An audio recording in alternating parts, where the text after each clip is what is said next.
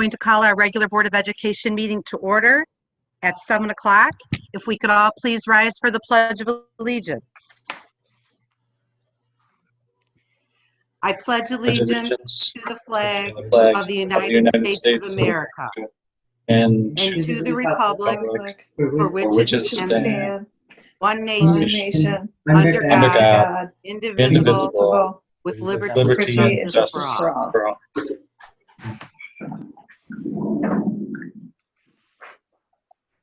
Okay, next, Chris, our mission statement. All right, at Richmond Community Schools, we provide a quality education that empowers students to be successful in a global community. I'll go ahead and do roll call. Jessica is late with notice. Kyle? Here. Sandra? Here. Angela? Here. Sherry? Here. Margaret? Here. And I'm Chris, and I am here. We have a quorum. Thank you, Chris. Next, looking for a motion to approve the agenda as presented. So moved. Support. Been moved and supported. Any discussion? Hearing none, all those in favor, aye.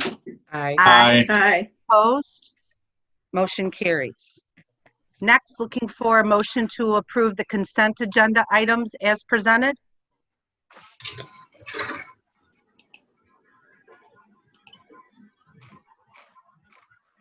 So moved. Support. Been moved and supported. Is there any discussion? Mr. Walmsley? On the consent agenda, under the personnel report, we have one retiree, Ms. Van Ham, who we'll be recognizing a little later. There is a couple new hires on the list. Jacob Bergstrom, Natalie Burrow, Kayla Guinea, Rebecca Guinea, Dawn Shear, and Madeline Walmsley will be working in the food service this primarily just for the month of December June, while we finish out the current food service delivery model. And beginning July 1, we'll be switching over to just a pickup model, which I'll talk a little bit about later on. I received no questions regarding the claims or accounts. Okay.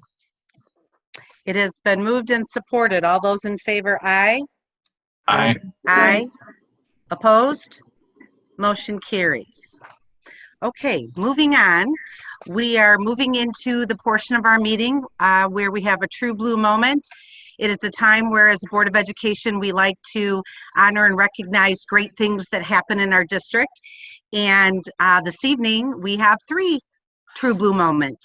2 that have been waiting a while to get their recognition, but due to the pandemic, things kind of got waylaid. And the third one, kind of the same thing, our high school art program that we wanted to acknowledge, that got put back a month as well. So we are going to move on tonight, and we are going to start with our cheerleaders.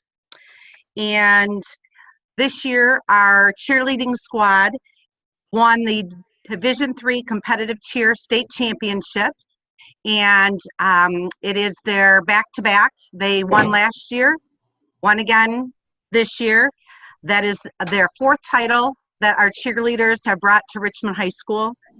As a Board of Education, we are very, very pleased with the things that these girls have done, how they have put Richmond on the map when it comes to cheerleading, and just the hard work that we know that it takes to get there. We're very, very proud of them.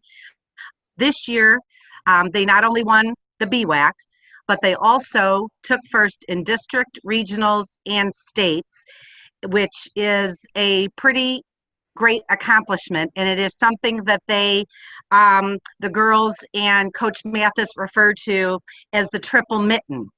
And that means, what that means is each of those trophies, the district, regional, and states, is shaped like the state of Michigan, hence the mitten. So this year, our girls were able to get a triple mitten for the season, which is outstanding. The girls also, not only do they excel on the mat and the floor, but they excel in the classroom as well. And they earned a co-academic all-state honor with a team GPA of 3.71. And that is outstanding as well, to be able to have a group of girls that not only you're competing in a sport and all the rigors that it takes, but that you can put it all together in the classroom as well is amazing. So congratulations to those girls and to Coach Mathis and the hard work that she does to get them to keep their grades good and to perform on the floor. Usually when we do this, we have the girls all line up and we're able to show them to the cameras who they are, and it's a little difficult to do that tonight, but I am going to introduce each girl individually, and I know that there are some girls, I can see some faces, so just wave to us when we say your name. But first I'm going to acknowledge our coach, Kelly Mathis. Kelly, thank you for all that you do for the program and the success that you get these girls to accomplish. And also to her assistant coaches, Lauren Riggs and Milena Sesniak. We appreciate them as well. And I'm going to announce the girls on the team. I'm going to start with the underclassmen. We have Jenna Alexander. Yay. And we're clapping, girls, so that you know we're all clapping for you here in our homes and wherever we're at. Ella Allen. Riley Bartolone. Samantha Bryant. Gracie Ellis. Erin Hart. Jenna Jaisley. Hannah Giroux. Victoria Keller. Savannah Crivy. Sarah Mikolasik. Ava Moskwa. Nicole Ostachevsky. McKenna Parker. Esther Lopiccolo. Emily Machowski. Isabella Riggs. And Lainey Yates. Outstanding job, ladies. And now we're going to honor the seniors on the cheer team. There are 10 seniors, and all but one of these senior girls has been with the program her entire high school career at Richmond. The other girl came a little late to Richmond, so she didn't start off at 9th grade, but I think it's a testament to the hard work when you stick with the program. And as seniors, you are the leaders. You are the ones that have shown the way for the girls in the underclasses, and you have set the standard for them to keep achieving greatness. So we would like to acknowledge those seniors. Julia Akerley. Madison Daniel. Emily Mikolasik. Olivia Polker. Nicole Ogie. Jillian Maximuk. Anna Marshall. Madison McEwen. Noelle Riggs. And Jordan Valentine. Congratulations, ladies, and something I love saying at these events, power to the women, girls. Way to go. Nice job. I know Mr. Simmons loves when I do my power to the women cheer.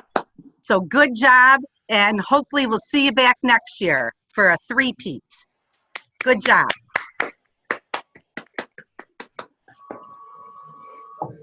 Next, we have Luke Davis. Luke Davis is a senior in our wrestling program, and this year he was the Division III 250-pound state champion. Congratulations, Luke. Luke has been a very successful wrestler at Richmond High School in a lot of ways, not just on the mat, but otherwise. Little history on Luke. He's a 3-time state qualifier. In 2019, he was a state runner-up. His record this year was 42-2. His career wrestling record at Richmond High School was 169 wins, 32 losses. In the state finals for the championship, yay, Dad, I see the thumbs up. In the state final, he beat Bo Ekman from Constantine. It was a great match. I happened to be in the audience, and it was very fun to watch a Richmond wrestler take care of that opponent and bring home the championship. Luke is also academic all-state, and he is going to continue his career in wrestling at Campbell University in North Carolina, where he will be a scholarship student athlete. Just a side personal note, I met Luke Davis, and he probably doesn't remember, but it was when he came to tour Richmond with his mom, when they were coming here to make Richmond their school of choice.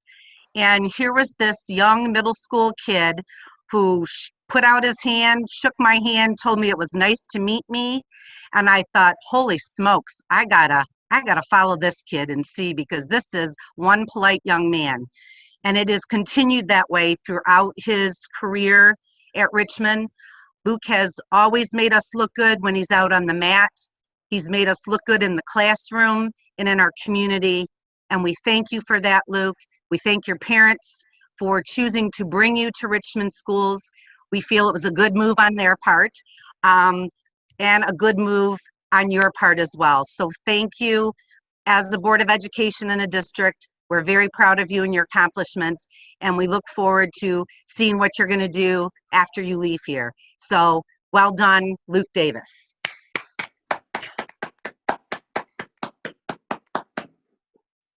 This is Telto. Just Mr. real quick, Walmsley. for the competitive cheer and Luke, we do have a certificate of appreciation from the board, a recognition from the board that we will be getting to you.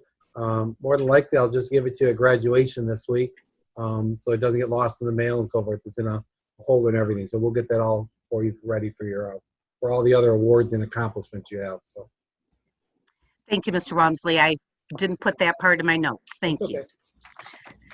All right, moving on. Our next True Blue moment is our high school art program. Some exciting things have happened this year in our high school art program. Some of our seniors have done an outstanding job, and Ms. Kaganak, who is the art teacher, wanted to be able to recognize those students in her program. So we're doing that this evening, and she has prepared for us a video to watch.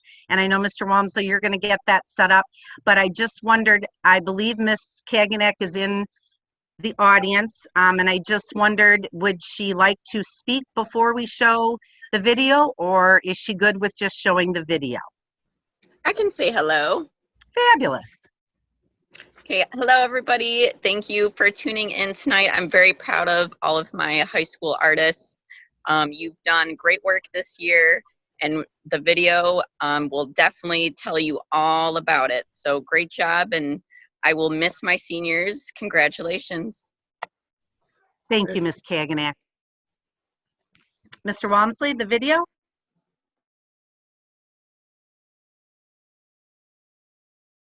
Good evening, everyone. I'm Leah Kagnak, the art director and teacher at Richmond High School, and I am here tonight to present you the awards and scholarships and recognition of our students from this school year.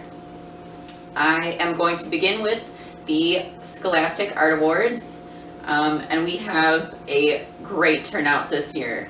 We're very happy. We have individual awards. Our first is Sydney Christensen. She received 2 gold keys, 1 silver key, and 8 honorable mentions. Alexis Henry, 1 silver key, 1 honorable mention. Kyler Luna, 5 gold keys, 3 silver keys, and 1 honorable mention. Noelle Riggs, 1 gold key, 1 honorable mention. Priscilla Mullen Rutledge, 1 honorable mention. Paige Rands, 2 silver keys. Tristan Riggs, 2 gold keys, 1 silver key, 2 honorable mentions. Erin Schmidt, 1 gold key. And Elijah Wader, 1 gold key, 1 silver key, and 1 honorable mention. We also received some portfolio awards from our seniors. Sydney Christensen received a honorable mention for her digital portfolio through Richmond High School and a silver key portfolio for oil painting at the Doro Academy. Tristan Riggs also received an honorable mention portfolio for his fashion design. Only 10 portfolios were chosen as honorable mentions from the Thumb region, and 2 of them are from Richmond High School. Our big winner is Kyler Luna. She received a gold key portfolio for Pride and Prejudice, pen and ink drawing and watercolor painting. She received Best of Show, Ken Hoover Award, and she is also a National Silver Medalist. Tristan Riggs is also a National Silver Medalist. So that is like getting 2nd place at a national level. So that is amazing. I am very proud of our students. That was 36 individual awards between 9 of our students. 7 of them were from an after-school program at the Doro Academy. So congratulations to those students. Kyler and Tristan will be receiving silver medals in the mail. There's also a celebration for national medalists that will be virtual this year. So be sure to tune in on that. Anyone that received a gold key earned a $2,000 scholarship, and Kyler and Tristan received additional scholarships because they are national winners. So congratulations. Moving on to the Macomb Secondary Show at the Anton Center. This is also one that we participate in every year. So from over 1,300 submissions, 393 works were accepted, 31 pieces altogether, and 2 portfolios are from Richmond High School. So 10 pieces from 6 students were accepted from the middle school with 1 award as well. Congratulations to the following students. Students that got pieces in the show are Jermon Rodriguez, David DeBrasco, Jacob Ryan, Stephanie Lindsay, Alexis Henry, Alexis Smith, Amelia Crandall, and Carissa Stewart, Elijah Wader, Sydney Christensen, Tristan Riggs, and then we have a couple big winners. 2 students got their portfolios in the show.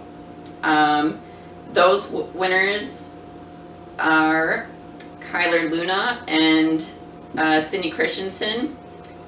Sydney just got her portfolio in the show. Kyler Luna received an honorable mention portfolio as well as Best of Show for her piece from her portfolio.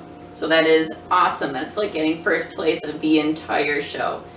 Congratulations. Priscilla Mullen Rutledge received 3rd place at the 9th grade level. And Emma Peters received an honorable mention for the 9th grade category. So congratulations for the Macomb Secondary Show. We have a couple more here. We have the Wayne Tri-County Show. So each student that gets into that show receives a $1,000 scholarship right off bat. And we had 3 students this year get into that show. Alexis Henry, Shannon Holk, and Tristan Riggs. They did cancel that show, so we weren't able to see who the top winners were due to the pandemic. But they will still receive that $1,000 scholarship if they were to go to Wayne State. So that is awesome to hear. We also have the Congressional District Show. Students from all over the 10th District participate in this. Students from all districts around the country participate in this. Alexis Henry was one of 13 finalists for the 10th District, and she received an honorable mention. So that is really awesome. And we have another competition, SAE Detroit. We are still waiting to hear on that. That competition is on hold. So if we hear any news on that, we did have one student participate, Sydney Christensen. We will see what happens with that soon. We also want to acknowledge our button designers. We had 3 designers this year. We were fundraising, Sydney Christensen, David DeBrasco, and Kat Wilkie, students of the 10th, 11th, and 12th grade. Also, Sydney Christensen will be published on an actual textbook. Her digital art will be published in November 2020, going to students all over the country. That is very, very awesome, very prestigious to have that happen. That's really exciting. Sydney Christensen also designed the yearbook cover, as well as helped design shirts for different programs around the school. So you did a phenomenal job helping out the school and participating in various things. So awesome job. Okay, now we are going to get to the scholarships. Okay, we did an amazing job this year. We received $1,137,150 in scholarship money just for the arts alone. That is roughly half of what the entire class of 2020 received this year. So that is amazing for the art department to achieve. And we have a number of students that I am going to mention. So first we have Megan Anderson. She was accepted into a number of colleges. College for Creative Studies, receiving a $48,000 scholarship, Wayne State University, and Oakland University. Megan Anderson anticipates on going to the College for Creative Studies and is interested in illustration and animation. Sydney Christensen has been accepted to a number of schools, receiving numerous scholarships.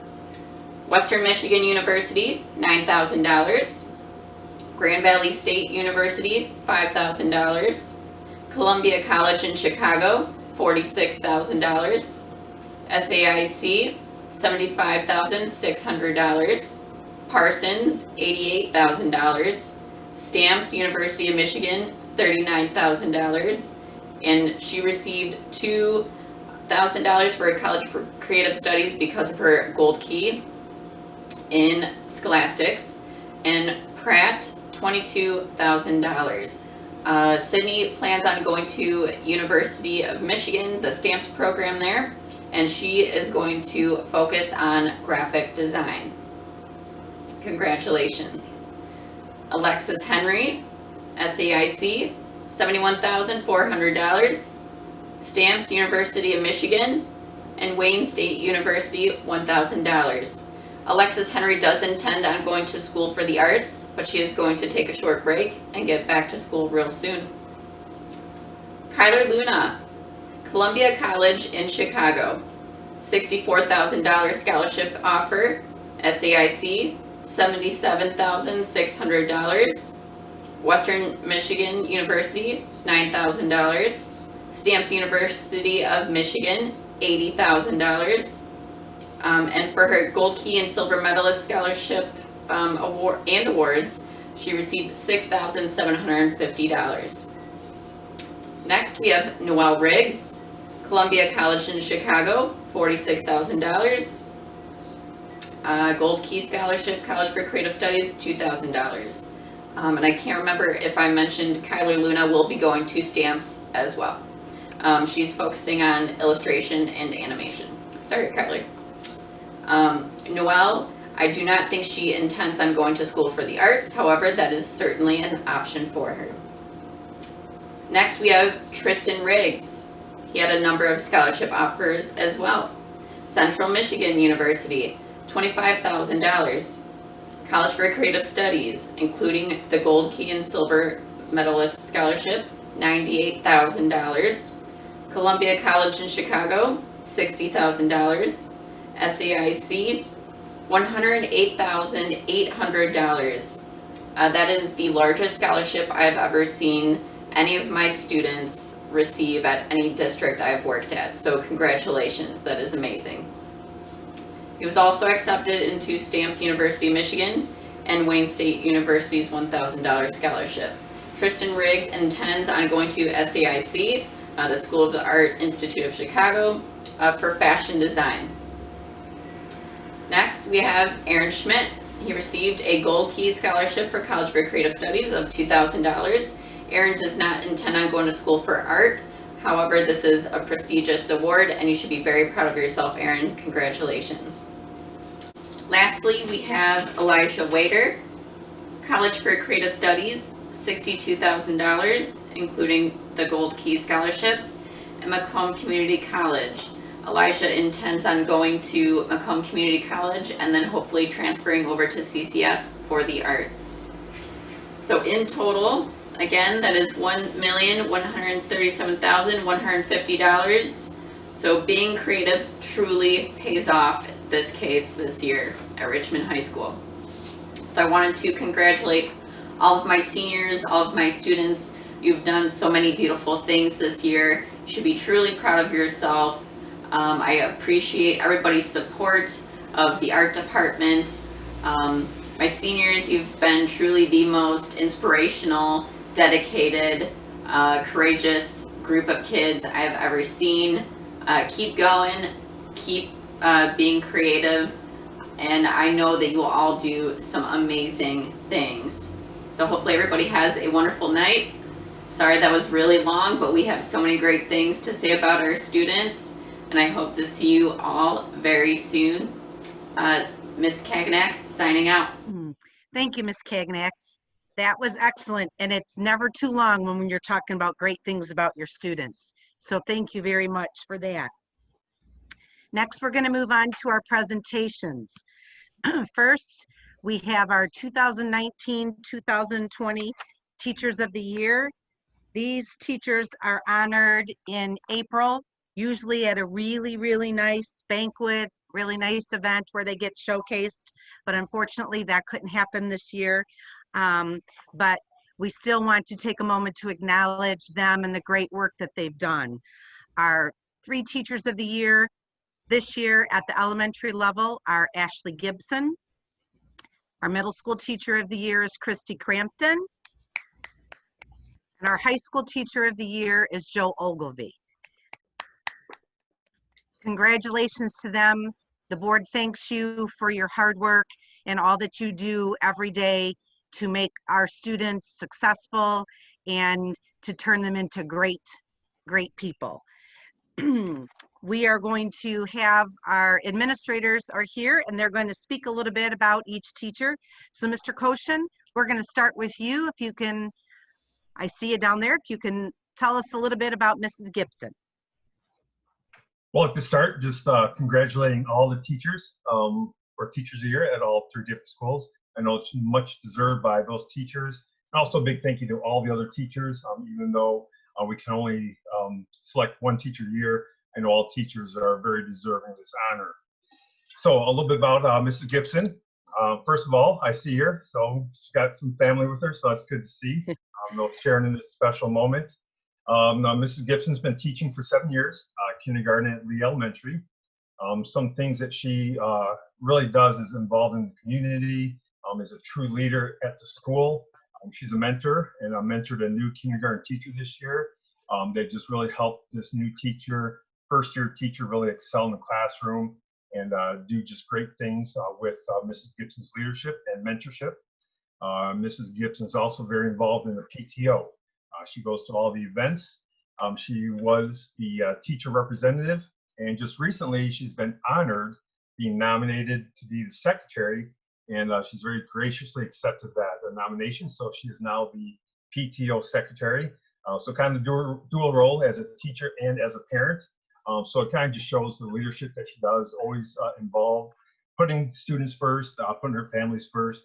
I see a lot of the positive comments that parents did share during the shutdown when I was getting some emails, Facebook posts, and just how involved she is with all the families.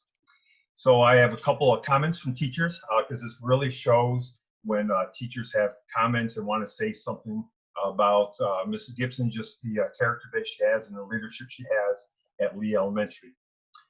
So one teacher said that she's cheerful, positive, always willing to share ideas and teaching strategies, a leader to support staff and students, and she is a student advocate. Another teacher wrote that she's patient, always approachable, and she not once made me feel like I couldn't come to her with something. She's so thoughtful and helpful. She has a personality that is contagious to both her students and the staff. The way she interacts with students just shows that she was made to teach. This teacher owes her so much during the year, and that she deserves this award and so much more. Another teacher, Mrs. Gibson, is hardworking, dedicated, and above and beyond teacher. She's always willing to lend a helping hand and always has a smile on her face. And Mrs. Gibson is very caring, patient, and nurturing teacher. She's well organized and is always planning fun and new ways to teach lessons. So this just speaks volumes about how the other staff views Mrs. Gibson as a leader. Mrs. Gibson invites teachers into her classroom to see what she's teaching. So once again, very proud and honored to have this recognition for Mrs. Gibson.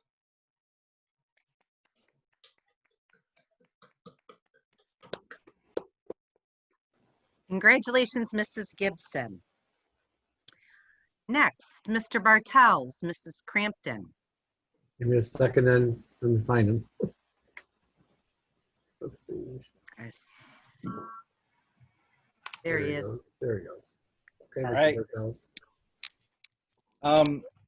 Congratulations, first of all, to all the teachers and all the teachers of the year. Also to our art champions tonight, our cheer champions, and Luke Davis with that state championship. Congratulations to all of you. That's awesome. Good stuff. Mrs. Crampton, I've known Mrs. Crampton for 22 years. Dating myself a little bit here. She was a junior in high school when I first started. And that year, I believe it was her junior year, Mr. Hamlin, George, and I did the Blues Brothers. And Mrs. Crampton went on it was Scheuer at the time, went on a school trip and bought Mr. Hamlin and I something from the House of Blues that was Blues Brothers related that I have to this day. Watched the video about a year ago, and I was telling her about her that I saw her in the video with her friends and stuff. She was as involved as a student as she is as a now a community member and a teacher. We're lucky to have her. When she graduated, I know she went down to Florida for a year or so, and then probably was homesick, came back, came closer to home, taught in Yale for 12 years or so, and we were lucky to grab her a few years ago. With all that experience, she cares deeply about her students, and she builds positive relationships with her students. Very well respected. I would. She has both. They like her and they respect her. And sometimes it's hard to balance both of those, but she definitely has it. Extremely dedicated. She has extremely high expectations, yet she has such compassion that she's able to, through those relationships, fulfill those high expectations with the relationships she builds with students, and by believing in them and pushing them. She tries to make math hands-on, does a lot of hands-on activities. It's not just your traditional sit and get and just listen to her lecture. Kids are interacting with manipulatives and different ideas when you walk into her classroom. She's a leader in our math department. She kind of has came in, and we've leaned on her 12 years of experience in Michigan with the Michigan standards and core. She's done a tremendous job with that. She's also been a big advocate for our standard-based grading. And during advisory, she comes up with our school-wide math activities, usually STEAM related, to keep our students engaged. During their advisory lesson, she comes up with them and provides all the materials for the teachers. She is not and she's also our SIT, school improvement co-chair, and represents the math department and 7th and 8th grade teachers. She's not a stranger to extracurricular activities. You will see her at elementary events. You will see her at middle school events. You'll see her at high school events. She is true blue Richmond through and through. And to wrap it up, she's a fantastic teacher, but she's even a better person. And we're lucky to have her.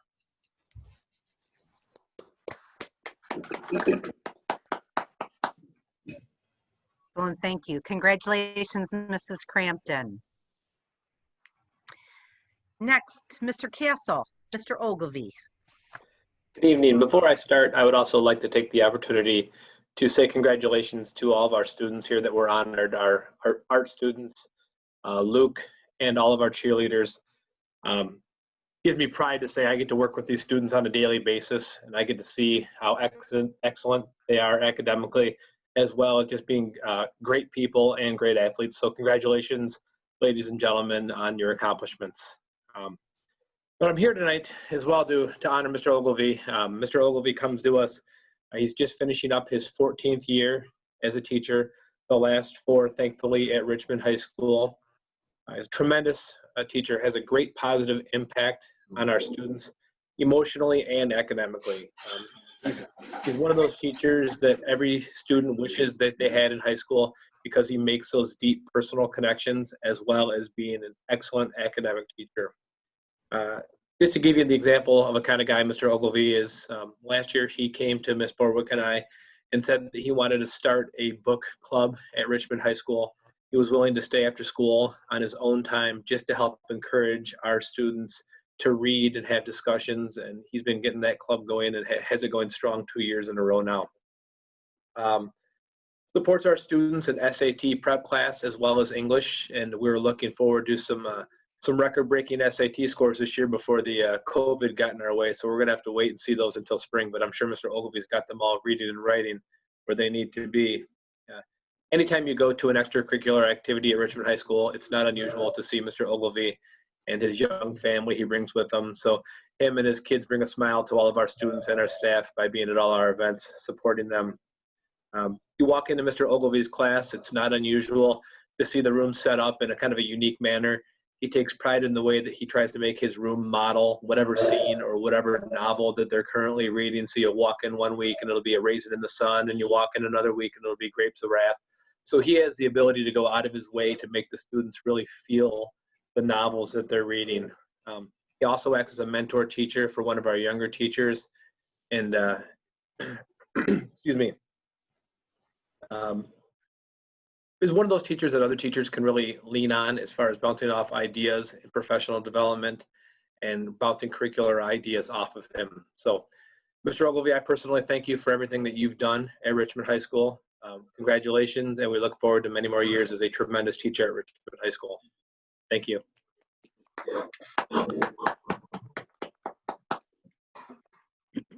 Thank you. And again, on behalf of the board, Mrs. Gibson, Mrs. Crampton, Mr. Ogilvy, thank you so very much for what you do every single day in the classroom, the outstanding work that you do. We're proud to have you as our Teachers of the Year. Now the fun acknowledgement for 2 people who get to retire. We have 2 staff members who are leaving Richmond schools.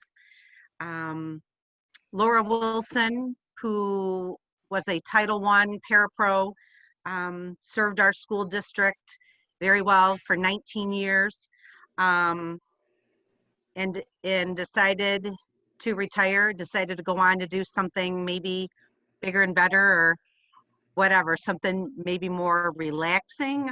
I don't know. Karen Van Ham, who, our high school teacher who has decided to retire. She's been with us for 20 years. She has given a lot to our students in the area of math.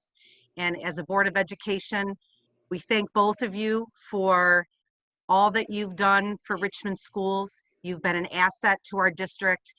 We've been fortunate to have you as our employees, and we wish you nothing but good health, lots of happiness, and lots of fun things that you can do during your retirement. So thank you on behalf of the board for your work. At this time, I'm going to ask if their administrators could say a few words for us, and we're going to start with Mr. Koshin, and he's going to talk a little bit about Laura Wilson.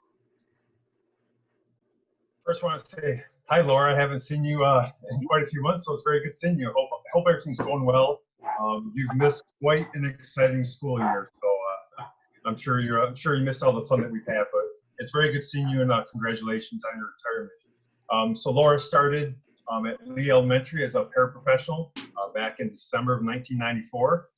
She just recently retired at the end of September of this year. And the one thing I remember most is as Laura came in and talked to Mrs. Maguni and myself about her retirement, the one thing she always stressed is don't tell anybody, just be very quiet.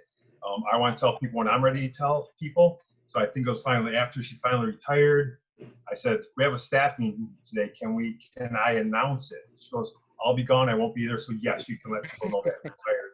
So I mean, that's just in the 4 years I worked with her. That was kind of her personality is she came to work, she got things done. She advocated for the students. She supported the teachers any way that she possibly could. And she just kind of, stayed out of the spotlight. She just wanted to go to work and be with the kids and be with the teachers. So it was just a great person to have at Lee Elementary. Once again, I know every student that she's worked with over all the years since 1994 have benefited from having her as part of their education. I did have one staff member who wanted me to say a little something. The teacher said that Laura was always an advocate for her students that struggled academically, looking for ways to get them the most support possible.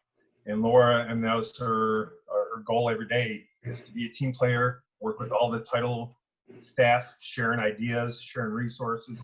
And once again, she had the goal of what's best for the student, how can I help the student? So like I said, she made a mark on hundreds and hundreds of students. So she should be very proud of her career. And I'm very glad that I had the opportunity to work with her for these past 4 years. So Laura, congratulations. I hope your retirement's treating you well and that you and your family are staying safe and healthy. And it was, like I said, it was great seeing you again.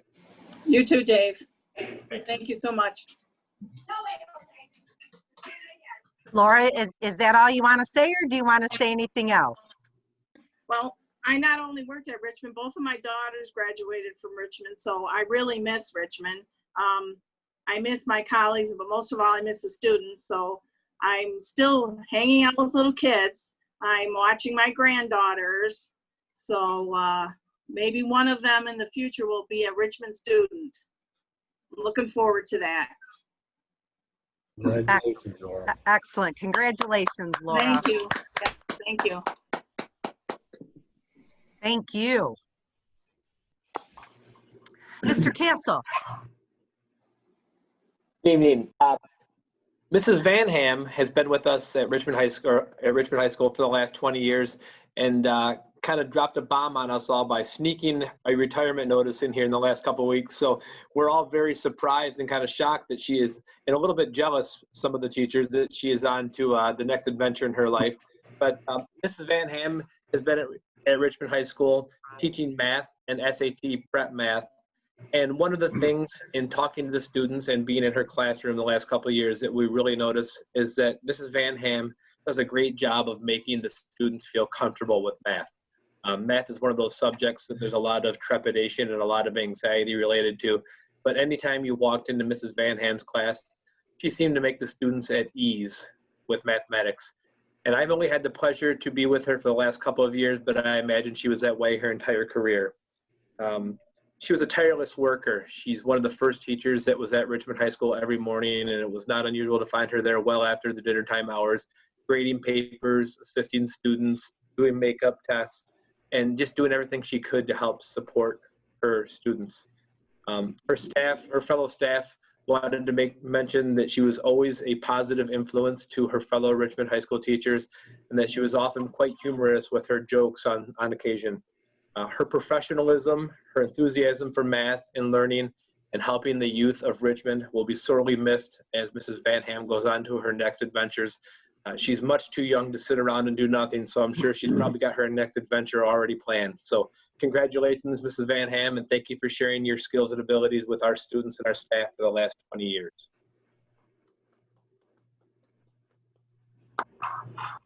Ms. Van Thank Ham. Yep. Go ahead. Yeah. Nope, I was gonna say, if you want to say something. Oh, yeah, I do. Thank you, Mr. Castle, for the kind words. It's been a pleasure and an honor to be part of the Blue Devil family. From community member to parent volunteer to substitute teacher to full-time math teacher, I would like to thank everyone that has been part of my journey. Thanks for the memories, support, and camaraderie throughout the years.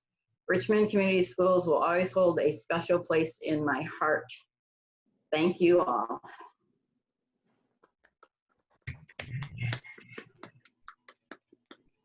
Thank you. And again, Laura and Karen, good luck to you. And we hope your retirement is everything that you both want it to be and need it to be. Congratulations again. And Mrs. Telzer, just Okay. a reminder that we do have the brass bell that we give our retirees. Yes. So Laura's, I know, is in. We are waiting on Mrs. Van Ham. So once we have them, we will get them to them so they can display it. It has their name engraved and their years of service to the district on it. Okay. All right. Thank you, Mr. Walmsley. Okay, moving on. Approval of the 2020 millage tax request. Tammy? Sure. Oh, let me find Tammy. Give me a second here. Tammy, sure, there you are. Unmute you. Can you hear us, Tammy? Yes. Can you hear me? Yes, we can. Okay, this is our annual millage rate renewal request. We do this every year. It's a tax rate request that we send to each of our municipalities to collect property taxes for the district. It's a summer tax collection for our general fund. Our operating non-homestead millage rate is at 18 mills, which is the amount that is legally allowed by law. And that is the same as it has been for many years in Richmond. The debt millage is as we worked in our bond campaign, and I believe we said it was a total of 6.95 mils. It was 5.5 mils last year, so it is up 1.45 mils for a total of 6.95 mils. And this will be for the summer tax collection. And once you approve this, then we send this off to, and we get signatures, we send it off to each of the municipalities, St. Clair County and Macomb County for to do the tax rolls. And just a reminder for the board, back in 2016, that non-homestead millage, that was voted for a 20-year, so it's set to expire in June of 2037. So that's a good thing for the district, for that non-homestead. Right. Okay. Does anybody have any questions for Tammy? Okay. There's going to be an action item later in the meeting.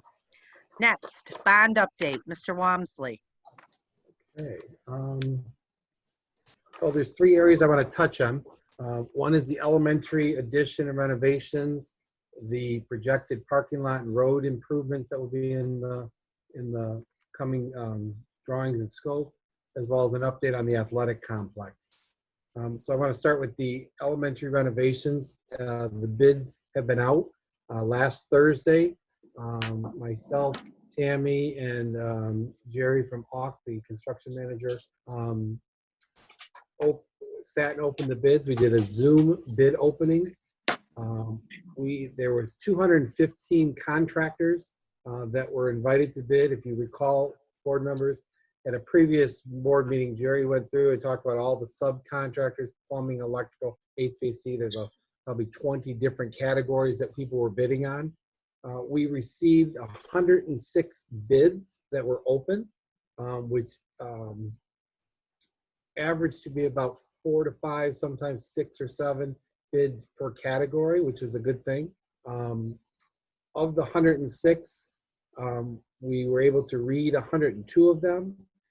4 of them did not have complete packages that were required as part of the scope that was posted. So currently right now, AUK and the district are interviewing not only the lowest bid, but also the second lowest in each category. They started the interviews today. We have some tomorrow and some on Wednesday. And those will be coming to you at the June 22nd board meeting to approve probably about 20 different contracts. So the elementary renovations and improvements can get done. If you recall, the budgeted for that was $7.2 million for the elementary. Once approved by the board, our plan is in August to begin construction of the new additions on the elementary school so that the elementary school is done in the fall of 21. So it'll be next school year, and a majority of the interior work will get done next summer. Any questions on the elementary at this point? Nope. So far, the bids, we don't have an exact total that it came in, but they do look very favorable for the district on the initial scope. Okay, let's talk about parking lots and roads. I'm going to put up a drawing for you on and really what I'm looking for from the board is I want to talk through conceptually what we're looking at. The plan for parking lots and roads is for the summer of 22. So next school year and next summer would be all the interior renovations. Coming to you in September and October, or sometime in September, will be the bid package for the middle school and the high school, so that construction will be ongoing during the school year. What we can do, but a majority of it will be next summer. Next summer, we're anticipating all 3 buildings to be completely remodeled. I mean, floors, lighting, everything in all 3 buildings. So let me start with the drawing of the floor plan to give you conceptually what we're looking at.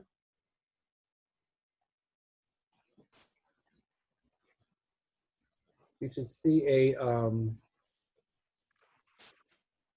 perspective of the complex. So I'll start down here in the bottom right, which is Lee Elementary School. Here you can see the building and the 3 additions that are going on. We are looking at redesigning the road and the parking lot. One of the concerns we have is as people are coming to and from school, they're crossing the road to get to that parking lot, and there's a lot of safety issues and concerns. So what we're looking at doing is taking the road and going on the outside of the parking lot and moving the parking lot basically up right next to the building. And this is about where the current bus loop is. And we would move the bus drop off to the front of the building. Parents would come in, drop their students off, and either keep going to the right or left. This green space is grass. We're designing it that, though this parking lot will be bigger than the existing one we have there, it actually could be bigger. So we're designing the infrastructure that either at the end of the bond, if when we get ready to do this project, we want to extend it and the dollars are there, we could. Otherwise, it would be ready for future growth for a future board to make that decision.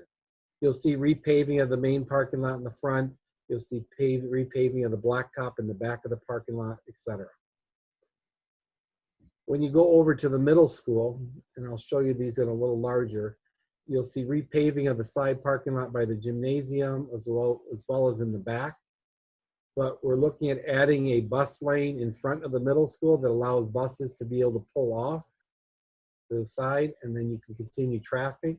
Expanding the front parking lot, so both of them would be paved, but this is representing the new parking lot.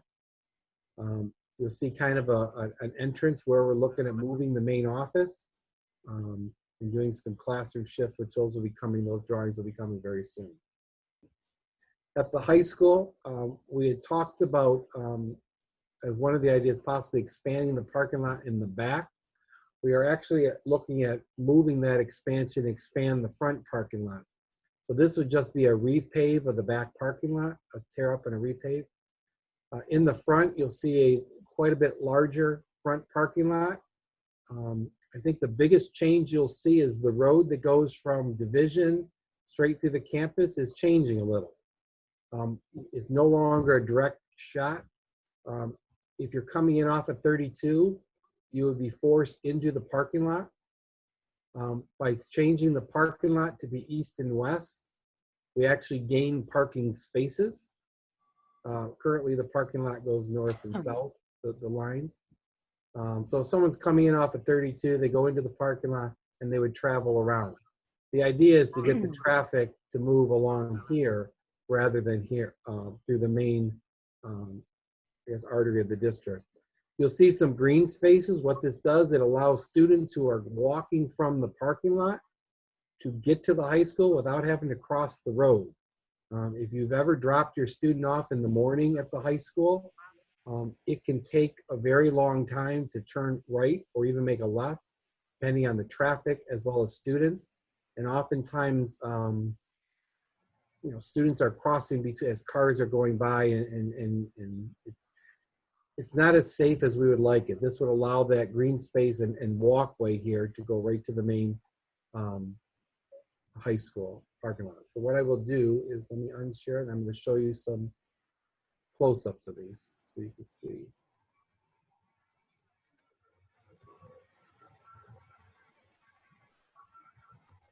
Share this screen. Okay, so again, here's conceptually an overlay of the high school where you see the existing parking lot and the black lines draw where the new parking lots are. So if we scroll down on the high school, this gives you a little larger view of what it would look like. The other piece that we are looking at adding is over here. Here's the gymnasium addition and the weight room. Adding a parking lot over here primarily for handicap to allow for closer handicap for people who enter basketball, volleyball events in the gymnasium or are utilizing the gym. That current bus lane we would not use, and it would become grass spaces, so you'd have a sidewalk and so forth. Again, here gives you a visual as you're coming in off 32. You would turn around and travel if you wanted to cut through, otherwise the main.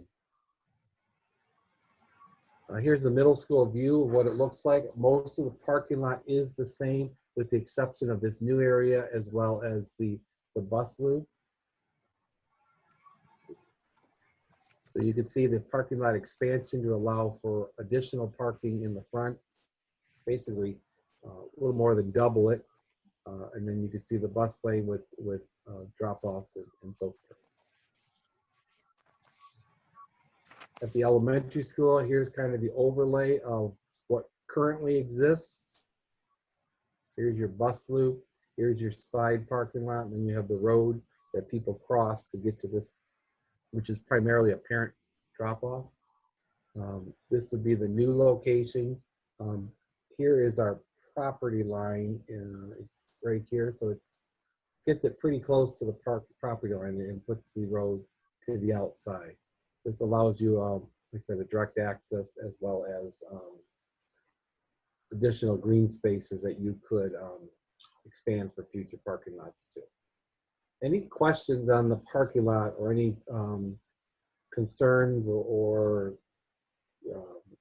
items of interest you may want to talk about regarding this parking lot? Do we think we're adding enough parking lot spaces for the elementary considering the additions?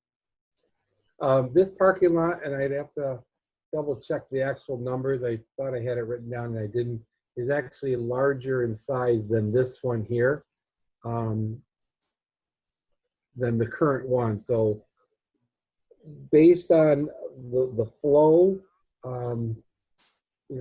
parking is always an issue regardless of any building, especially when we do a large event. That is a possibility that as the elementary bid comes in and we look at what the middle school and high school bids come in, if things are still under budget, you could reallocate, because we're looking at doing this a year from this coming, well, 2 years from this summer. This part of the, we could expand it then if the dollars are there. Everything we've done so far is right now preliminary within the scope of the budget. This also has included replacing parking lot lights with LEDs and more energy efficient, as well as some increasing in lights in certain locations. So with this drawing, the like the AYSO soccer fields would not be touched? We might have to move them back, which would looking at this area where there's some trees and some stumps that need to be removed because there were some dead trees that were just cut down. Can't see it on this map, but the discus, the world record discus actually falls roughly in the first lane of this road.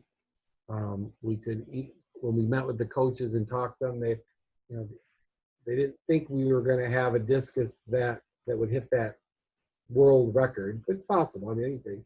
So we are looking at the opposite of, do we move the discus over by the addition of the high school gym? What this also helps with is some of the sporting events, because right here you have the JV baseball field and you have the varsity up here.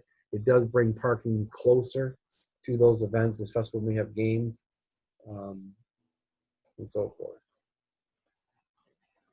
Are those where you're talking the varsity baseball field, those spots, will there be handicap Yeah, spots? you have to, right now on the drawing, these are where the handicap are. We can designate them. You have to have X number of handicap parking and based on the size of the parking lot and so forth. So there will be handicap parking in that parking lot to accommodate. And I will have a conversation with them to see about whether they all have to be there by regulations, or can we put some closer to the baseball field. Yeah, I mean, Brian, I've been saying it for quite a while that's a really difficult area for people to get to because of the way our parking lots are now. And there are lots of grandparents or just older citizens who go and watch baseball games. And when we're doing this, we've got to accommodate that somehow. We've got to get handicap spots and make it so grandmas and grandpas can get in there and park and watch those games. So I would really like to see that be a priority. Okay. And Kyle, I will talk to them about the expansion of the parking lot, because what we're trying to do is whatever the set budget is for the parking lot to get as many parking spots as possible. We gain at the high school level, just as an FYI up here, we gain almost 40 more spots than we currently have. Right. But the elementary is one that we are looking at. The infrastructure, the holding or the stormwater retention, all that would be built so that it's ready for an expansion of a parking lot if we ever needed to. Right. I don't want to see the spots get too tight though. I mean, the ones in the main lot right now probably need to be a little bigger, but I mean, it gets pretty tight in there. Yep. Okay. Any other questions with the parking and roads? Oh, I have one quick question. So at this current configuration for the elementary, how many spots did we gain for parking? That's what I said. I thought I wrote down, and I'm looking through my little scrap, and I didn't. I'll need to get that to you. Sure. I thought I had it written down on one of my sheets, and it's probably here, and I'm just not seeing it. But I will get that to you, parking.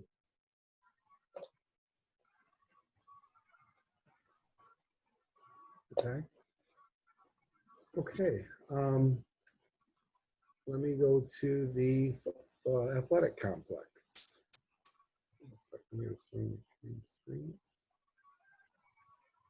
You will be getting, we have a bond meeting tomorrow. We're looking at some of the scope of the middle school and high school addition drawings. So I will be bringing that to the board very soon regarding that.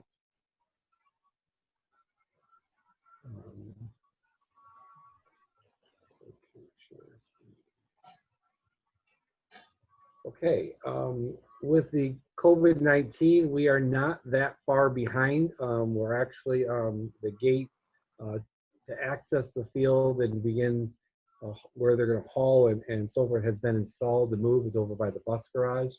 But I'll just give you kind of a time frame of what we're looking at. The soil erosion permit was obtained. The temporary access a gate was installed. That's been done. Towards the mid to end of June, by the week of June, July, you will see a lot of work on that site, mobilizing and moving dirt out of there.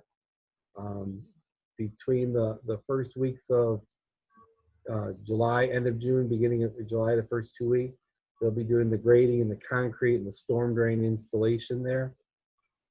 Towards the mid of July to the end, they'll be working on electrical work. If you recall, we have some electrical that is going under the field to help with tracks and the timing system that tracks use, as well as if we have to have a play clock installed in the, I guess that would be, we think in the variance here, the west, north end zone of the football field. The completion is we're looking at the infrastructure to be the end of July, first week in August, with the turf installation beginning August 3rd through the end of August.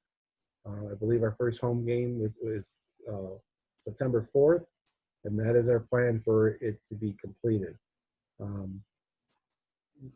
They do not, barring severe weather that they can't work, and again, weather permitting, they feel very confident that we'll be done on this schedule, if not before. So there'll be a lot of dirt that's removed from that. Remember, most of the dirt that's being taken from the field is being placed behind the high school, on the field between the high school and the middle school, where we'll level that out and then reseed that area with the topsoil that's being taken out. The rest of it will be trucked away. There is some that we're talking about putting over by the soccer fields if we have to make some improvements there, the AYSO soccer fields. Rather than getting rid of it, let's use it to level fix any of the ruts in the ground. So this is they're moving forward. This is going to be a beautiful facility when all is done. Any questions on the field, athletic field?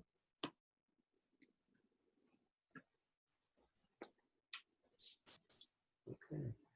As I said, I'll be bringing probably, it might even be at the next board meeting, I would have the drawings for the the high school and the middle school. Middle school has taken a little bit more because of the configuration of the main office and trying to find the security and making everything fit. Conceptually, we're looking at the where the art room is, and the old home ec room would be where the main office and the entrance would be off the main of the building. And then where the current office is, that would be demoed to create 4 classrooms, 2 of them being 2 brand new art rooms. We currently have an art room in the 4th and 5th grade wing that we might need if enrollment continues to grow to expand to. With that, I am done with the bond update. Okay, thank you. Moving on, next is the portion of our meeting for public comment. It is the time if anyone would like to address the board, they can do so. You have 3 minutes to speak. While it is not a question and answer period, if you do have a question you would like answered, normally what we do when we are in a meeting at the school, we ask you to write your name and phone number down on a piece of paper. But if you would like a question answered, you can email it to me at mtoto@richmond.k12.mi.us, and myself or someone else will get back with you. If you would like to address the board, Mr. Walmsley is the one who will unmute you and enable you to talk. So maybe if you could just give a little wave if you're someone that would like to speak and just introduce yourself. I Okay, I see Mr. Davis is waving there, Mr. Walmsley. So we can go to Mr. Davis All first. right, Mr. Davis. Mr. Walmsley, can you hear me? We can hear you. Perfect. Awesome. So my name is Terry Davis. My wife is Christina, and Luke Davis is my son. I apologize if I take more than 3 minutes. I'll do my best. First off, I'd like to thank the community. I'd like to thank all the teachers, all the administrators, Mr. Walmsley, all the coaches. Our experience in Richmond has been better than what we ever expected. It started with Luke when he was in 7th grade, and he did a wrestling camp down there, and he was the one that chose Richmond Blue Devils. It wasn't Christina or I. And when we took him down there for the school choice meeting that he wanted to set up, one of our first points of contact was Mr. Walmsley. And as you know, perception is reality. And our reality is that he was very kind to us. He shared his card with me and my wife, his cell phone number, and said, if you ever need anything, make sure to reach out to us and I'll get back with you. And that's been our experience from the entire time, from the beginning. And I'm sure it'll be like that when Luke's a Campbell Camel coming forward here in the near future. Luke has went from a fine young man to a fully grown fine man. His grades have been great thanks to the teachers, all of the support. Athletically, he's progressed far beyond probably what he thought he would do. I have to give a special thanks and shout out to the coaches for sure. Coach Trend, Coach Misko, all the coaches, but especially Brandon Day. Brandon Day from the very beginning has been a mentor, a role model, and just a blue collar kind of guy that has sort of molded Luke into the tough, intelligent kid that he is today.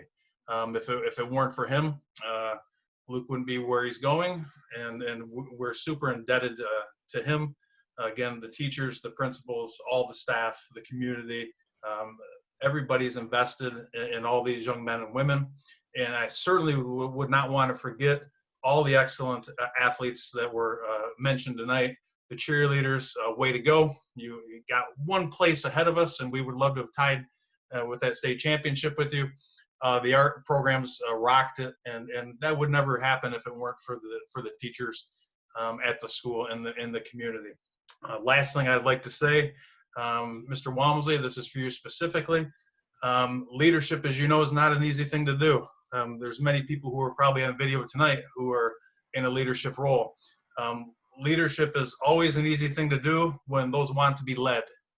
It's when those who don't want to be led are actually led and maybe told to do something they don't want to do, things become difficult. And it's not an easy position that you're in, as well as for the board. And you know, nothing comes easy. If we all reflect upon either our work career or athletics, you don't become great by it being easy.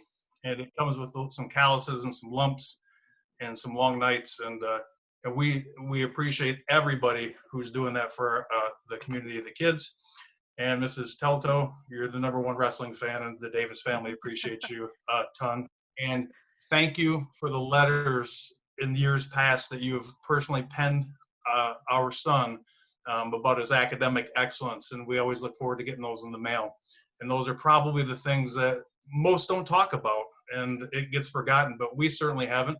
And I think Christine was looking at those the other night, and we were reflecting upon all the great times that we've had, and look forward to many more. So thanks for opening the floor to me. I think I took 4 minutes and 12 seconds. Sorry about that. Thank you, Mr. Davis. Anybody else? All right, we're on to Haley here.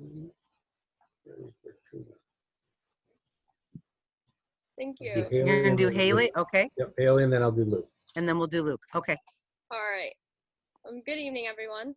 My name is Haley Fortuna, and I'm a proud alumni of Richmond Community Schools and a past Richmond Community Schools School Board student representative.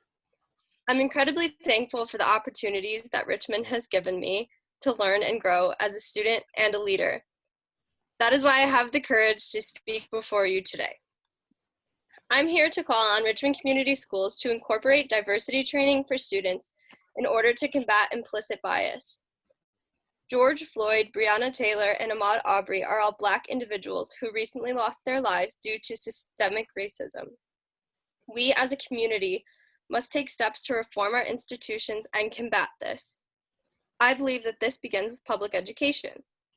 You may be aware that in surrounding school districts, students have been seen on social media making racist comments or using racial slurs. I'm certain that this behavior also happens in the hallways. I want to make it clear that this is not unique to those surrounding districts. This is happening in Richmond as well, and it is unacceptable behavior that does not reflect well on our district or what we stand for. It needs to be clear that racist, hateful rhetoric is not in the vocabulary of a Blue Devil. As an alumni, it hurts to see these racist statements and actions reflect on our district. I'm calling on Richmond Community Schools to begin combating these behaviors by implementing education on diversity and the dangers of implicit bias and racism, as well as having clear consequences for students who choose to use this racist language. Racism is a taught behavior, whether this is taught at home, by friends, or on the internet. I believe that unteaching this hatred should start at public education. And I'm calling on Richmond Community Schools to begin teaching anti-racism. I want to be clear that this cannot end with one assembly on diversity or the freshman class reading To Kill a Mockingbird and never again discussing racial injustice or how it is present in our modern non-fictional world. Combating racism must be an ongoing conversation. I want to help combat racism and implicit biases however I can, especially in my community and my school and my previous school district that I care so much about. I've collected information regarding children's books that address racism, appropriate for elementary students, of course, notable documentaries on racial injustices in this country that could perhaps be used for older students, and articles published by esteemed universities on how to approach teaching students anti-racism in public schools. I would be happy to forward this information to the school board and the superintendent after this meeting. Richmond Community Schools was a wonderful place for me to learn, and I want to ensure that it is a wonderful place to learn for students of all races, as I'm sure the school board and administrators do as well. Thank you for your time. Thank you, Haley.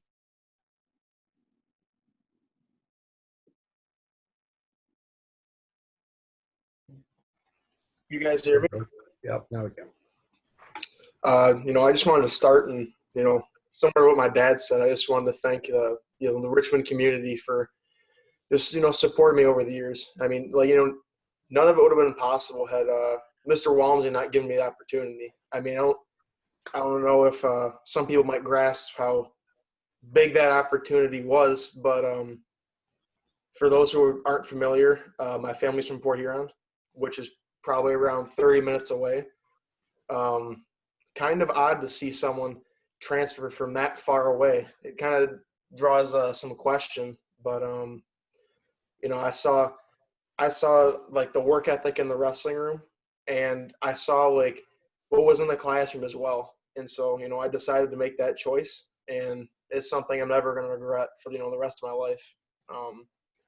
My teachers have always been, super supportive, like even classes that may have not have been something that I would have enjoyed, all the way through. They've supported me regardless. I mean, I think that speaks values for the Richmond community as a whole. So, I want to thank, Mr. Reinhardt, Mr. Castle. I mean, they always support our athletics, and, it means a ton, not just from wrestling. They support our football team and basketball team, cheer, everything.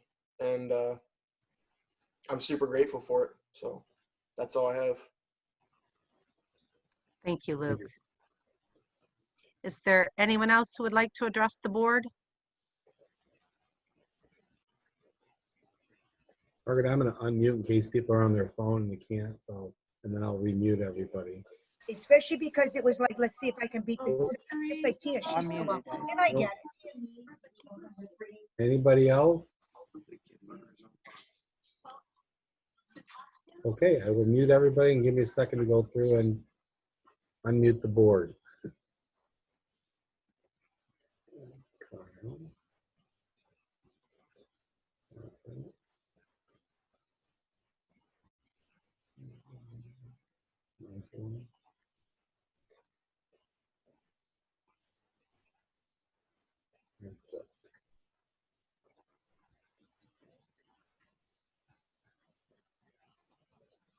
Sherry.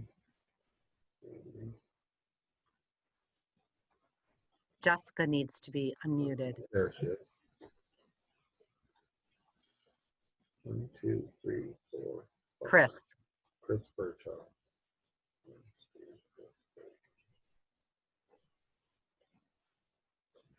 Oh, she iPhone. That's fine. Here's her iPhone. Chris.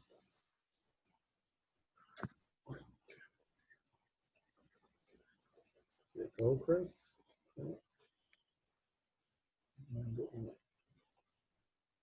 There she goes. It was me, not you. Okay.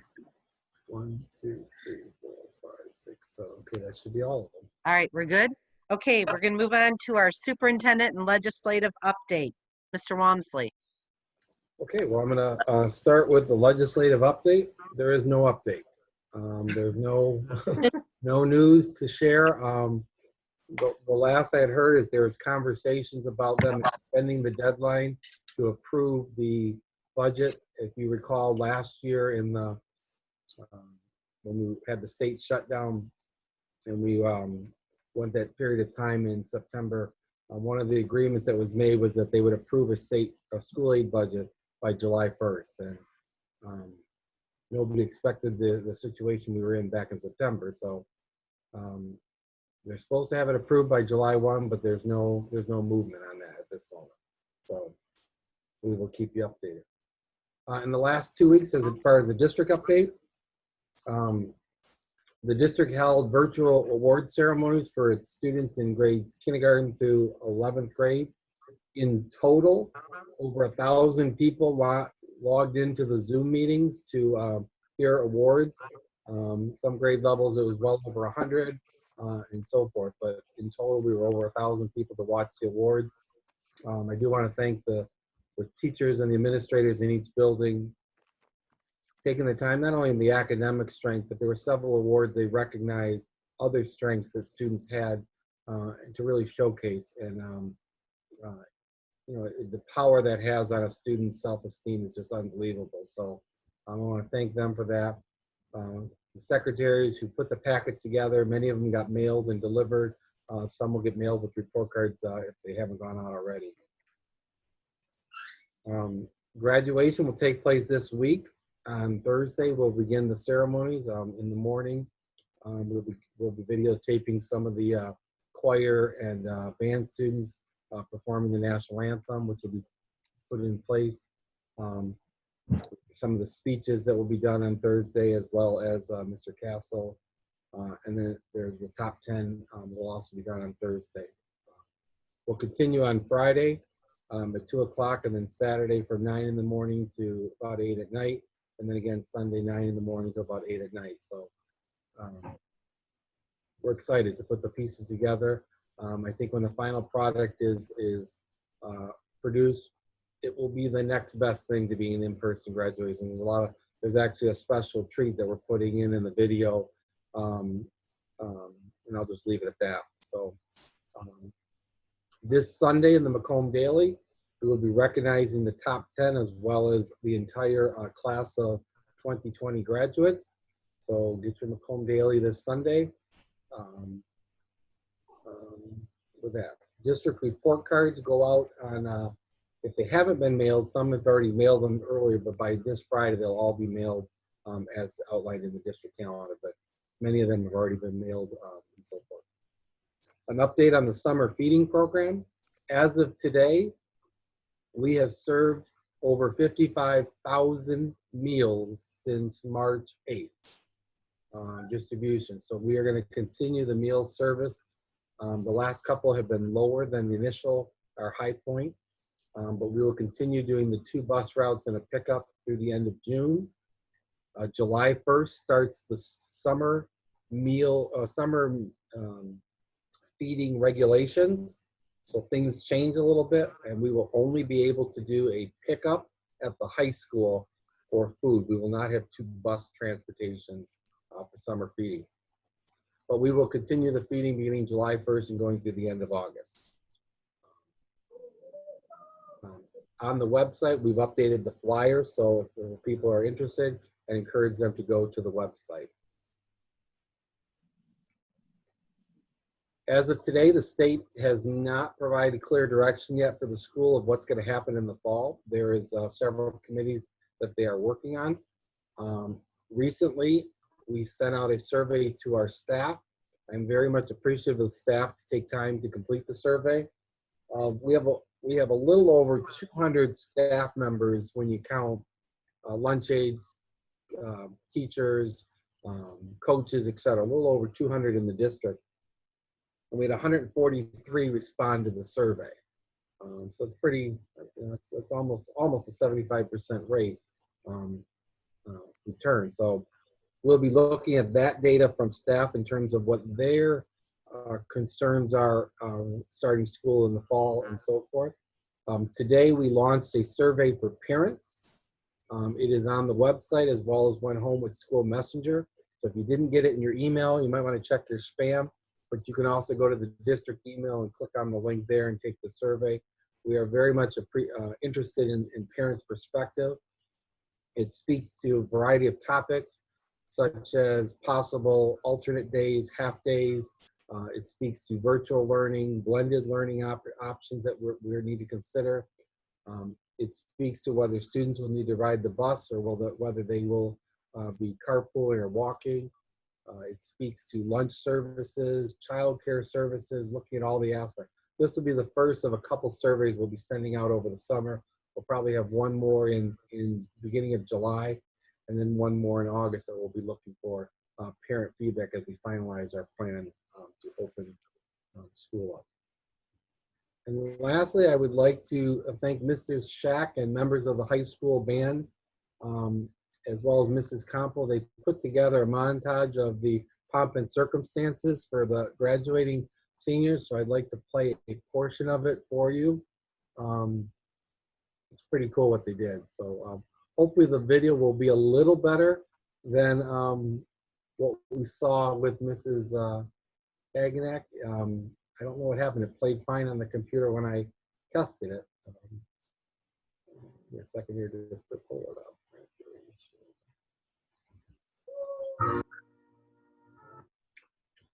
Share screen.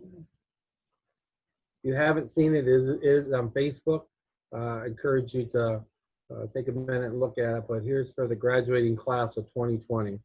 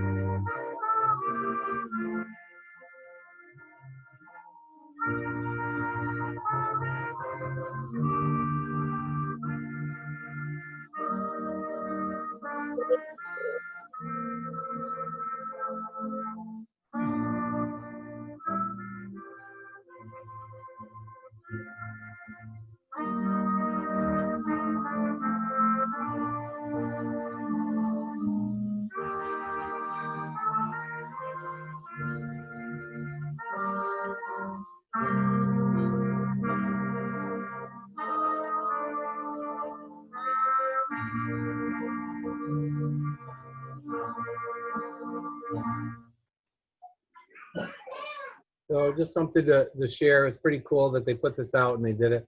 And the last thing I want to say is I truly want to thank our staff. You know, the last 8 weeks approximately have been pretty, nobody ever went into education to deal with what we dealt with. And the parents, number one, were completely supportive. But I am extremely impressed with what I saw being posted and the challenge, the creativity that our staff had to come up with to continue teaching lessons in ways that would engage kids remotely. And you know, every chance that I could at a superintendent's meeting, I did a lot of bragging because I wanted to make sure they knew about, you know, these are things that our staff just went above and beyond and did.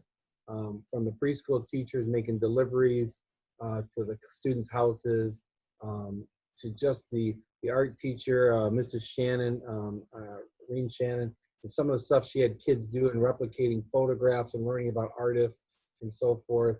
to the various STEAM activities and math assignments that I saw, to the, it was just pretty, it was phenomenal. It made you really proud to be a Richmond Blue Devil. So with that, that's the end of my report. Thank you. Next is items of interest from members of the board. Does anyone have anything?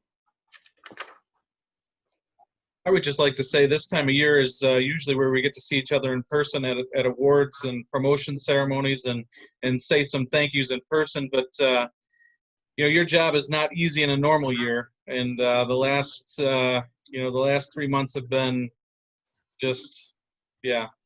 So thank you to everyone in the organization for all that you've done. Thank you for a great year and your dedication. It is appreciated.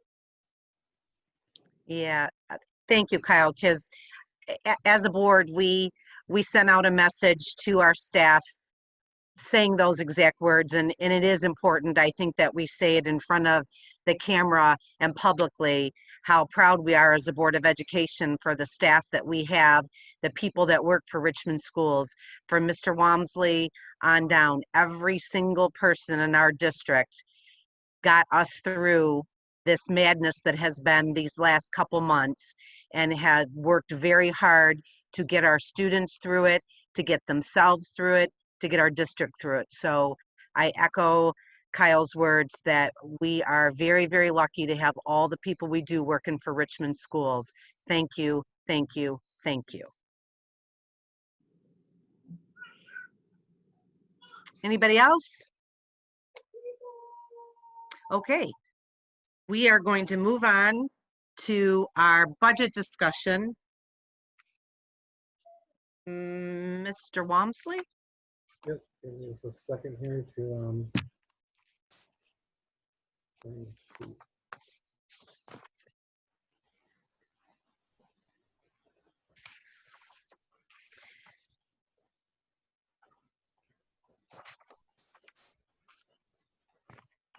there we go.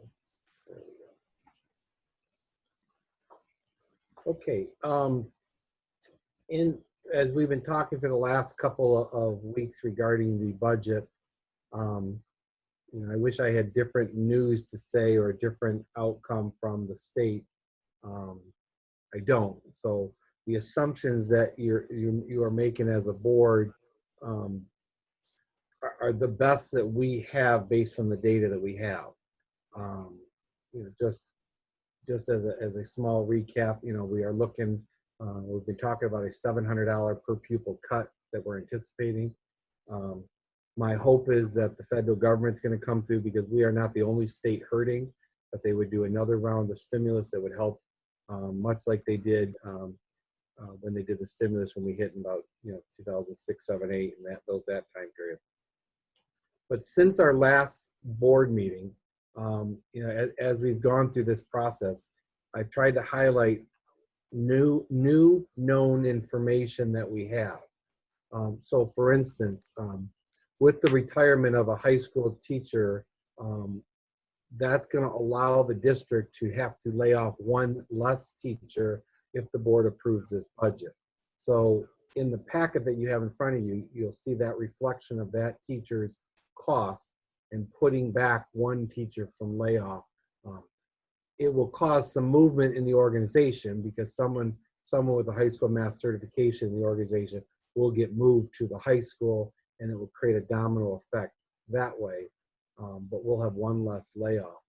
And I'll just point it out here on the sheet that you have here. The stuff that is in this gold color is the stuff that would be put back or changed since the last budget. So for instance, we had planned on laying off 2 people. We would only have to lay off 1 person and potentially pay the unemployment, which this actually would be half of that amount. You see here the cost of the retirement. And then these costs, what I'm showing are everything from our FICA, our retirement obligations, to whatever healthcare package the individual had chosen to not choose. I just want to go through the other ones here. You'll see in here some Schedule B conversations, which in your backup, you've got some conversations that both the deans at the elementary, middle, and high school have had a conversation on, which is what I would like to talk also about. You also have in here, I passed it up, so I apologize. There was conversations about the CTE program. We currently only have 3 students that chose the ENT program for the 2021 school year. Of those 3, and we have 11 students that chose as their alternate. That doesn't mean that in the scheduling process, they're even going to be close to getting the alternate, because some of these are unique programs that they're trying to get into. So with 3 students in it, the current program, we moved to be a 2-year program. So those that are in it this year have completed the program. So any new students coming in would be new, but it would be a 2-year course. So that would be something the board may want to consider. I have a 1 here right now in that lineup because we had talked about it at the previous board meeting. Mr. Walmsley? Yes. Can I, okay, are you just kind of running through, or are we going to go point to point and be able to ask questions? We can start from the beginning and work our way down and ask questions as we go through. I just wanted to point out we've done the scheduling. We are pretty close. You'll see in the high school that in elementary school, we are looking at right now reducing 1 teacher, which would affect the specials allocations, which would mean those teachers would not be full-time. So we can go and start asking questions on how, wherever you guys want to start as a board, but this is pretty much what we've done the last couple of meetings, and we've gotten to a dollar value at this point. If you add that new, the new person, or putting the person back and the new retirement, that is 51,000 that we are still expenses exceeding revenue at this point. It was 81,000 when we left the board meeting last time, I believe on May 20th. With this new update, we're down to 51,000.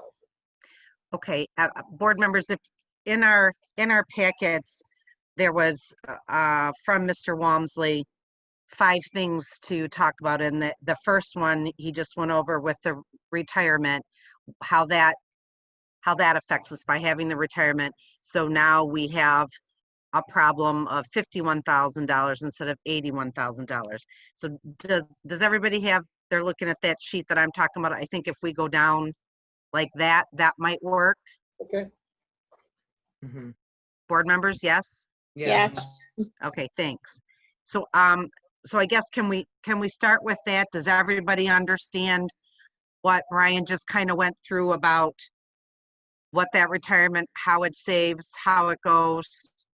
Does anybody have any questions about that? Nope. That one's easy. Right? Correct. Okay. All right. The next one is the Schedule B academic and athletic reductions. And when we were at our meeting in May, we had asked some specific questions, and we wanted the deans of the buildings who are responsible for the academics and Mr. Reinhardt to go back to their staff and talk to them and come back with a recommendation. So we have a recommendation, and because I'm looking at this screen, Mr. Walmsley, Mr. Reinhardt, is he on somewhere that he can speak to what he came up with at athletics, he and his department? I found Mr. Reinhardt. I clicked the unmute, so it should be going soon, unless he manually muted it. No, I'm here. You're good? Yeah, can everyone hear me? Yes. Yes. Yes. I'm going to scroll down to the athletics section, which is 293. So, Mr. Reinhardt, if you would just kind of, just for the viewing audience to see too, we asked you to come back with something for us, kind of tell us how you got to that point, and we were looking for $11,000 from athletics. Yeah, we did I spoke to the coaches and I spoke to some administrators to help me with the decision. We did the best we could to not affect student athletes and to not affect coaches. So Mr. Walmsley and I discussed this a little bit. Our way to get to that $11,000 was that teams would have to fundraise their own way to state competitions. So that budget for state competitions would be eliminated. And we also spoke about the possibility of one-way transportation or one-way busing to events, and student athletes, parents, and coaches would have to work with each other to get themselves back to the school following events.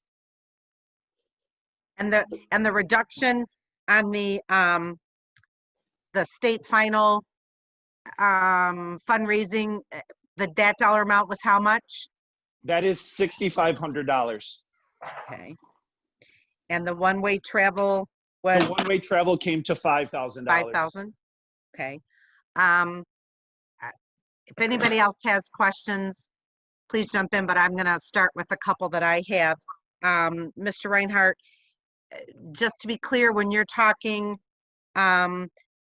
you, in the memo that we got, it states that each sport will be one-way travel. Every single sport that we have will be one-way travel?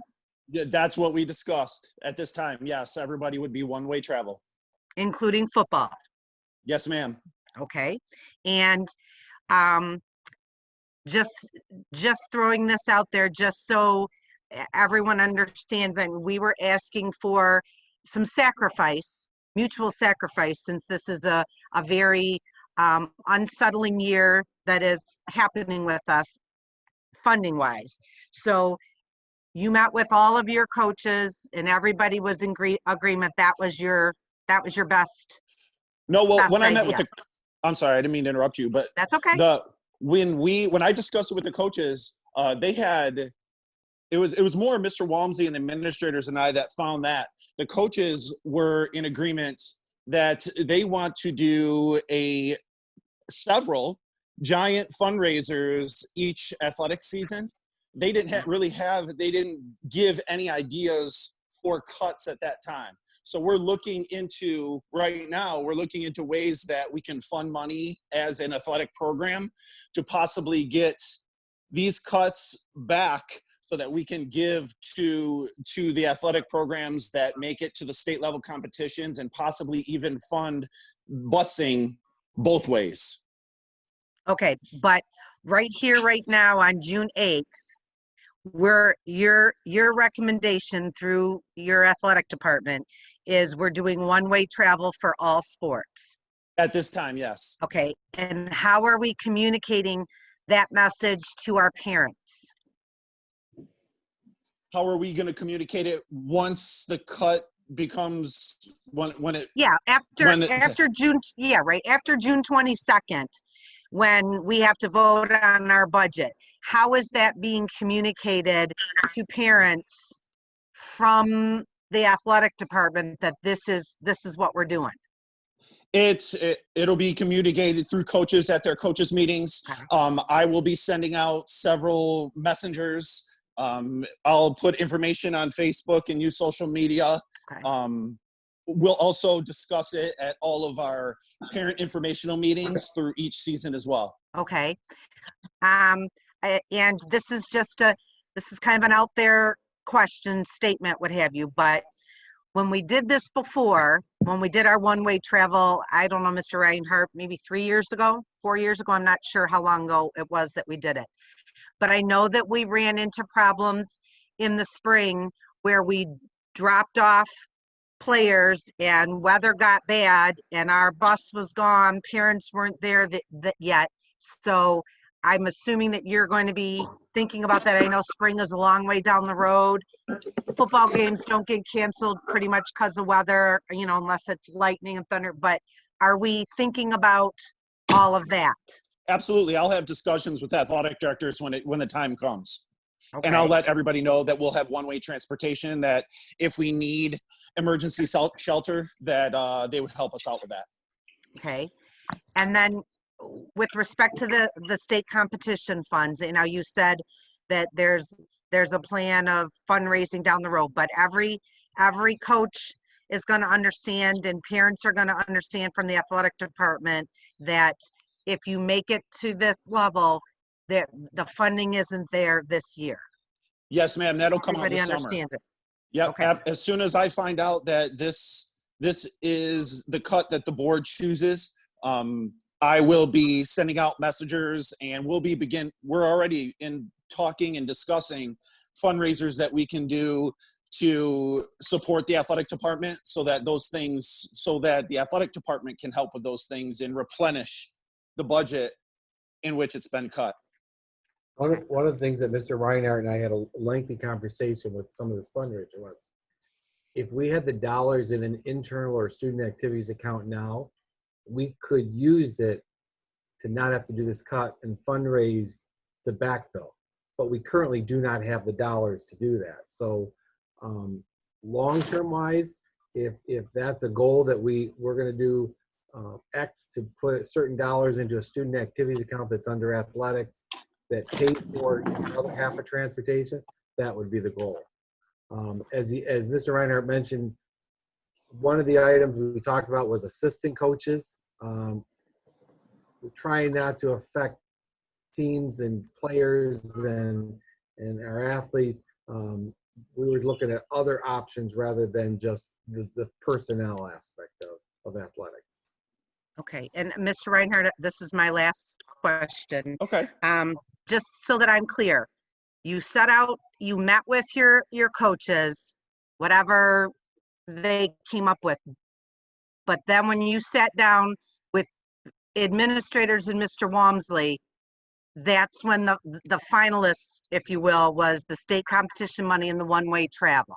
Yeah, that's what we discussed with administrators. The coaches were very positive about the situation, and they were more along the lines of, what can we do to help, and what can we do to earn this money so that we don't have to cut. Okay.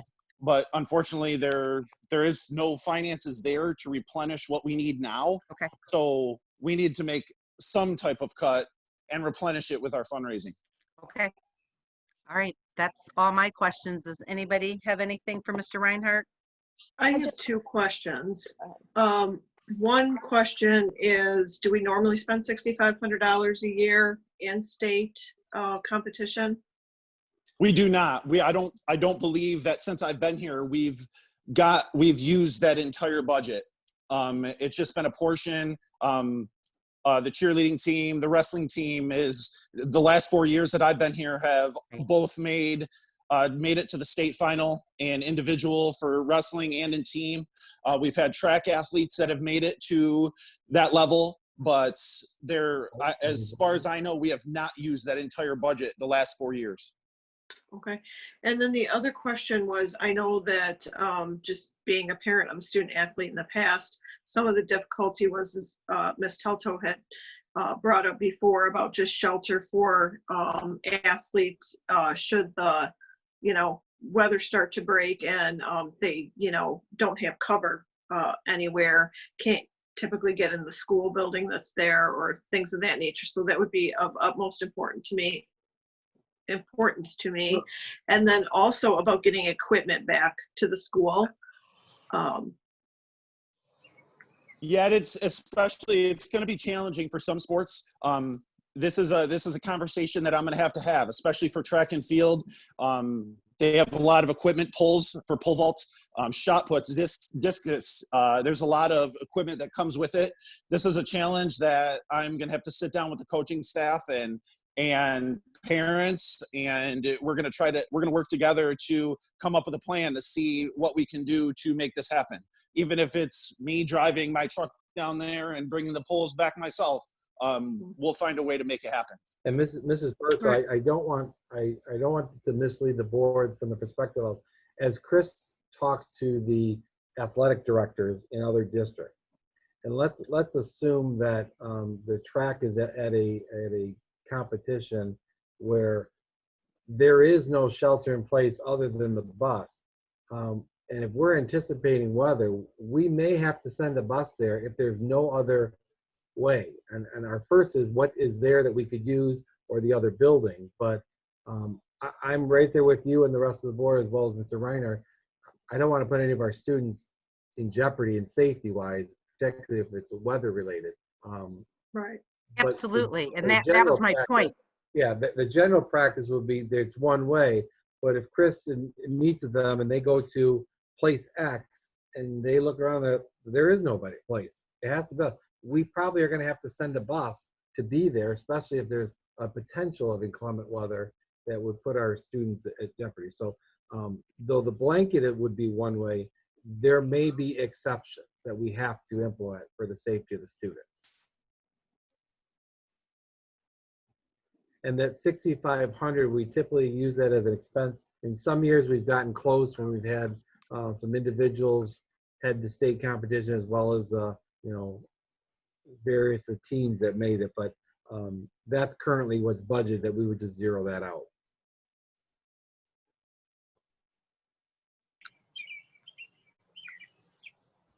Anybody else? Okay. Thank you, Mr. Reinhardt. Thank you. Okay. Next, we, as a board, we gave the same, had the same request for our Schedule B academic reductions, and we're looking for those leaders in the buildings to get with their individuals within their buildings to come up with a way to save some money. We were looking for $11,000 from them as well.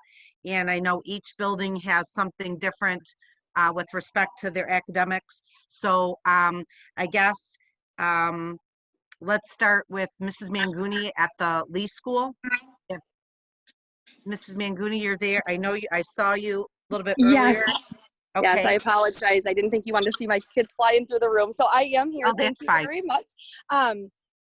As far as the recommendation that we talked about, I did talk to the Schedule B. I offered up if they wanted to talk about it because it can be uncomfortable. So if anybody wanted to speak and give recommendations, and the majority of the group talked about the Geography B and the Spelling B. And some of the reasoning for that is that it was the first year program. And it went well and it was wonderful, but it doesn't service our full K-3 program at the elementary. So that was one of the variables. The other reason, again, like I said, is it was a first year. So it's not something, it's not necessarily a program that's growing or grown yet. And I talked to this specific Schedule B teacher who's running that right now, and she was in agreement with that as well, as wonderful as it went. So if there's any other questions as to why, I'm happy to answer. Okay. Can I interject here real quick just to give the context? We met as a group multiple times, and I kind of charged Becky, Anthony, and Heidi, talk to your members, Schedule Bs. Anybody have ideas? We talked at one point about identifying Schedule Bs as a specific Schedule B, as Mrs. Napier had mentioned. The challenge with that is if you reduce 1 or 2 out of the elementary school, proportionately, that's a bigger hit than if we reduce 1 or 2 out of the high school. So we were looking at what ways could we balance and try to not affect any one building more than others. So I guess Plan B that Mrs. Napier talked about would have been the Schedule Bs for geography, and I know Mr. Berkmeyer and Mrs. Forward also have a Plan B too. But ultimately, that the recommendation was that's in the packet that you have in front of you. So. Yep, I get that. Perfect. Okay. Mrs. Manguni, when you spoke with your group, I know you mentioned the Geography B and the Spelling Bee, but part of the recommendation is just for the theater program, which is K-8, just having 1 performance. So was that any kind of conversation you had with the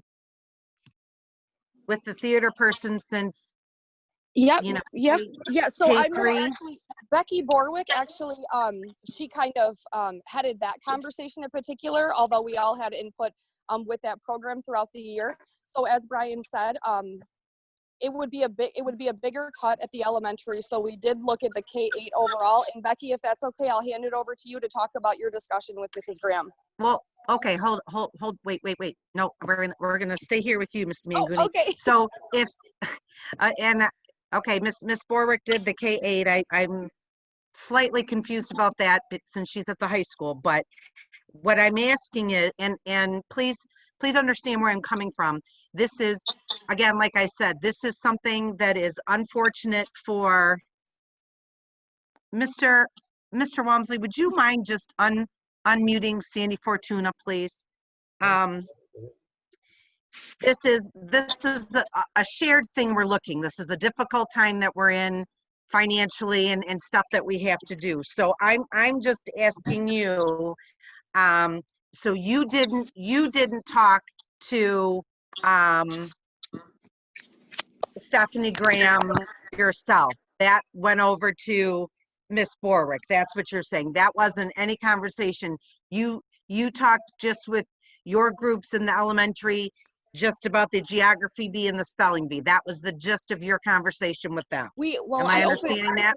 I opened it up to all Schedule B. That conversation was in regards to all of Schedule B outside of the theater program. But what did come out of it was the geography bee and the spelling bee. But all clubs were discussed in that conversation. Okay, so in that conversation, you just had specifically about your clubs, not anything to do with the K-8 theater, is what you're saying. Okay. Yes. Okay. Yep. All right. So well, you know what? I am going to just turn it to Miss Borwick just to talk about this for 1 second before we move with anybody else with questions, if she can just clear my question up for me. Yeah, I think I can. So as Mrs. Manguni stated, each dean put out information to their Schedule B advisors, just seeking input. Out of that conversation, I know in my building, most of the ideas were ways to gain revenue, similar to the athletic fundraiser ideas and so on. We then met with our admin team based on some of our individual conversations and looked at some things that probably had the least impact on students. At that point, I did offer to reach out to Stephanie Graham because she oversees our K-12 or 9-12 and then our K-8 program. And I have to thank her because she's willing to pretty much put on the same amount of performances. So what you probably see in front of you is a K-8 reduction, so one performance. Right. For what she's willing to do, because she already kind of has it set up, but because of COVID, it's kind of been delayed, obviously. But what it would be is, in the fall, there'd be a K-12 musical. So our 9-12 students with our K-8 students. And then we would do a K-8 performance in the winter. And then we would do a 9-12 play in the spring. So we do one shared performance and two separate performances. So our K-8 students would still get that experience, and our 9-12 students would get two experiences as well. So that's kind of how that came out of conversation. Okay. Okay. Excellent. And I don't know. Thank you. And like I said, Stephanie, she does a lot as one person, so she thinks it's feasible to cut it into 3 performances. And that K-12 performance, if we can continue, Frozen Junior right now we have the rights for.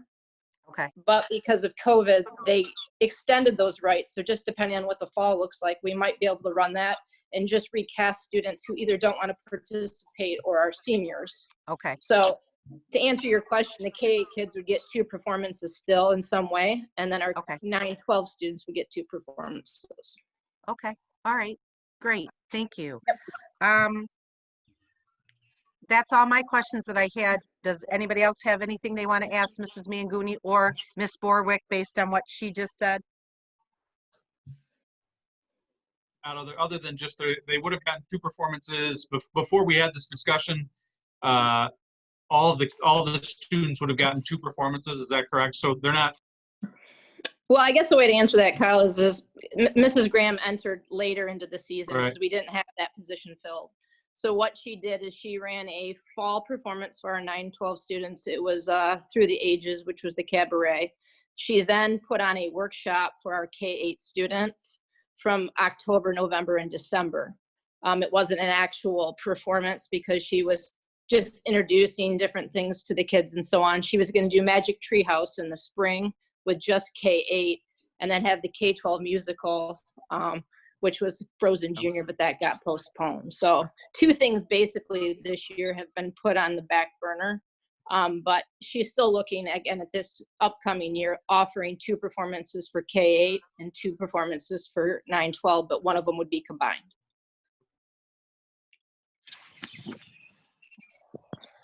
So then 3 performance, I'm confused. I'm sorry. No, it's okay. Now, the idea is if we can run Frozen Junior in the fall, we'll have a K-12 performance. So obviously our high school students will perform with the K-8. The winter performance would be strictly K-8. And then the spring performance would be strictly a high school play, which is 9-12. Okay, so they would be sharing one of those performances. Yes. Okay. So one performance would be shared, and if we can't do Frozen Junior, we'd obviously have to redo a musical with the K-12 idea. Okay.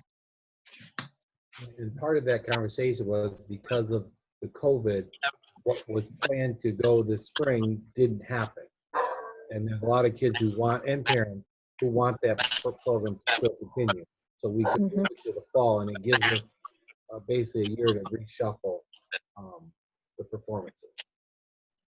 While getting the savings by not doing 2 K performances officially, just doing the high school and the K.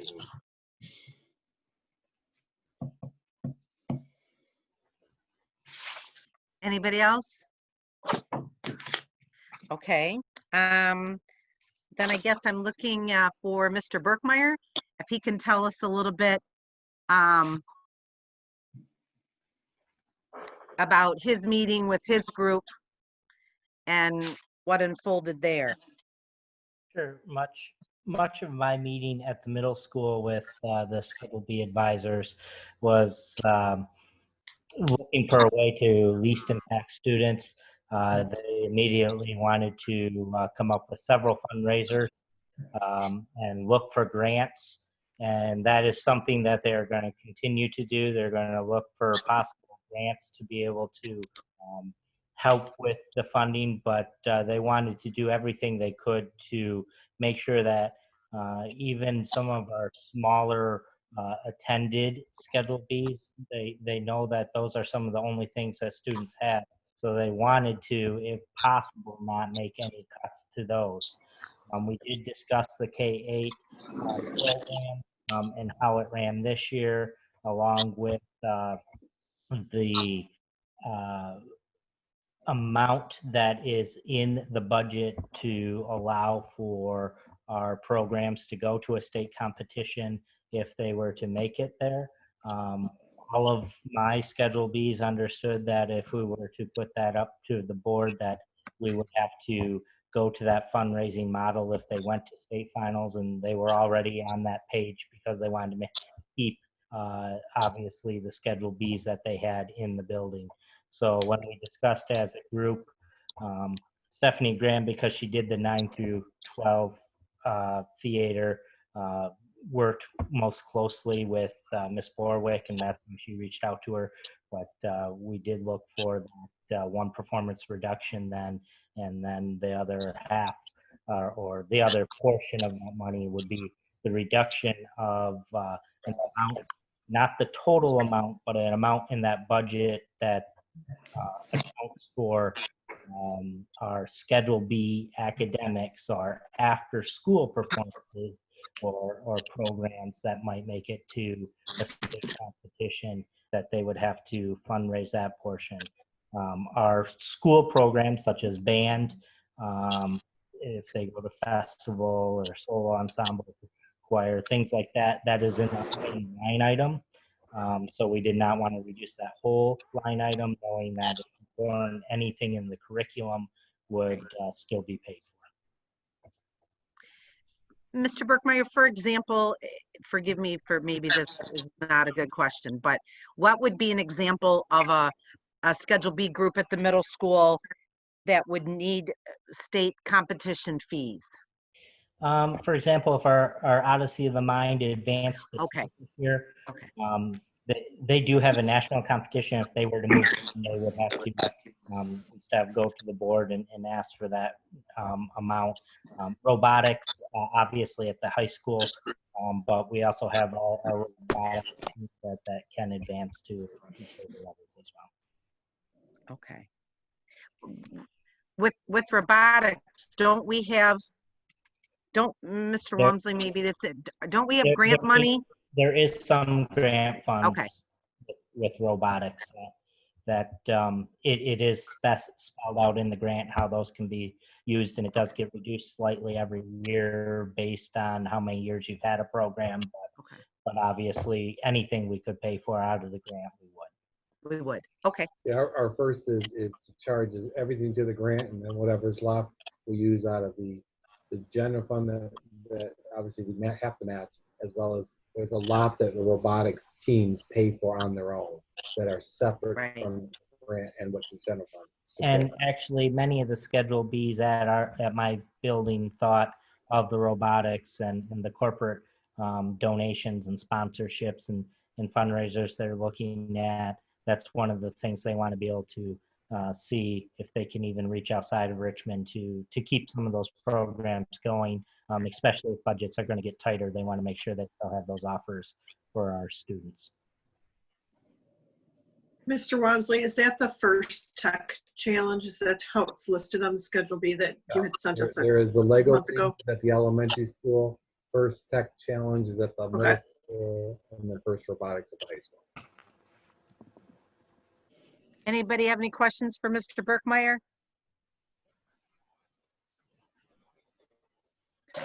Thank you. Okay, Miss Borwick.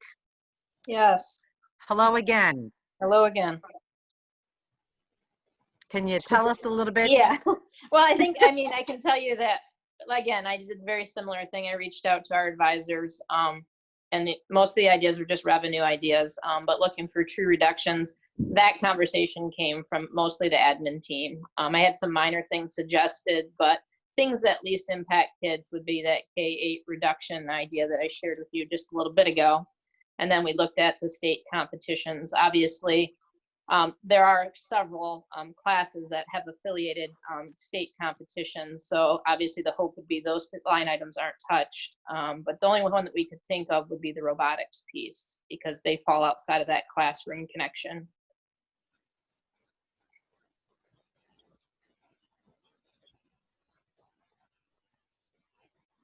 Okay.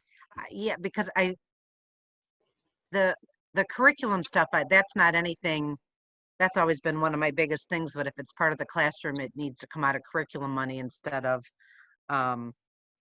something else. This line item, just so you know, this line item in the account pays not only the Schedule Bs like robotics or spelling bee or so that goes on to the state company, but it also pays for like We the People when they went to, if there was expenses that went to the state competition up in Lansing, or the band and choir. If there's a course that they're going to a competition, that would still be in the budget because it's part of the required course. Right. So just, yeah, so I think what we were thinking is that leaving that remaining balance would allow for those classroom competitions to still continue. Okay. And like you said, hopefully that grant money for the robotics program would allow them, if obviously they succeed like they normally do. Right. Okay. Does anybody have any questions for Ms. Borwick?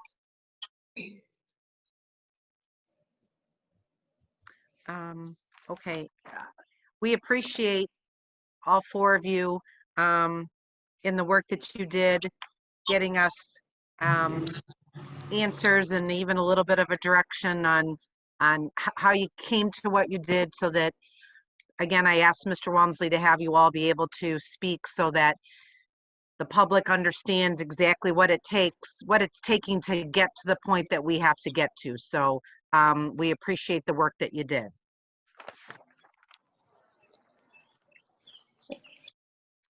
Okay, next, Mr. Walmsley, would be the CTE, the EMT program. Right. Currently, in the backup you show for the 1920 school year, we had 11 students in first semester. 2 of them were RCS, Richmond, 9 were others. In second semester, that dropped to 10 students. We lost one of the New Haven students that was in the program. Currently scheduled for next year, now that should be 2021, not 2022, my apologies, is we only have 3 students that are choosing it as their first choice. Though we have 11 on the alternate, it's very challenging to be able to match an alternate because some of their selections are other unique courses that may be running at the same time or they've got conflicts. So this is a lot lower than we've had at the beginning of the school year in years past. So, and I get, maybe if people can remember what we were talking, I know we asked about the 3 students in that. So those were students that would have been taking it for the first time next year. And have we reached out to figure out what else they can take in their schedule? We would look at what their alternate selections were, and that's what Mrs. Leapak is doing, is she's pulling the alternate selections and putting it into the schedule. So she's in the process of doing that right now. Yeah, she's been working on that because pretty much Mr. Castle, Mrs. Leapak, and I, and Mrs. Borwick on some occasion have had several meetings where we said, okay, let's look at run the scenario now. Let's reduce this class because there's not enough to run it, and see where those kids fall in the next scenario. So she has run that. We do have one section in the high school that we can reduce, though I would ask the board not to count on that at this moment because there are some classes that are very tight, and as we finalize the schedule, we may need that allocation to make sure we are under class size and we aren't maxing out classes.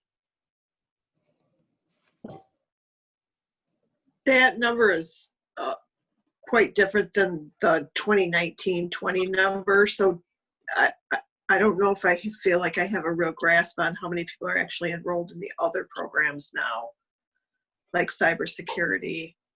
Cybersecurity was a similar number. So cybersecurity, between cybersecurity and cybersecurity 1, which is we typically run them together in the course, we are about 20 students. And pull my numbers up here. So that really improved quite a bit.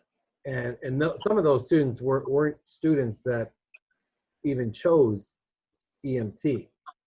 Those 3 students are more on the health field that Mrs. Leapak would, that potentially is an area that they're looking at. The culinary is, we've got 2 2-hour sections and 1 1-hour section full. We have to turn kids away. All the marketing, those are full classes. We're able to run.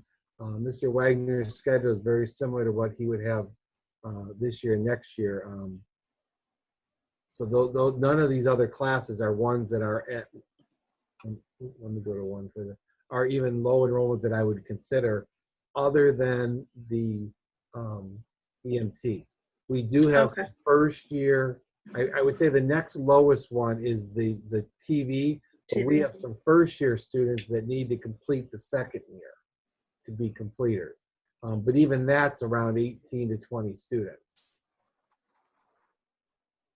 Okay, I appreciate that information. That helps. The EMT is the only one that is significantly low compared to the other ones.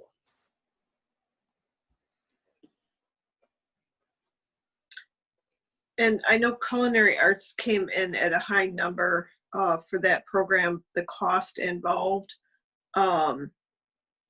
there's really nothing that we could cut on that, on any of that line item. I'm just looking at raw numbers. In the culinary on that line item, let me pull up that real quick. On the 127 culinary is a very consumable course. So a lot of the materials is going to be like what you consider copy paper and others. They're going to use it up, the supplies. the meats, the breads, the stuff that they're baking and learning.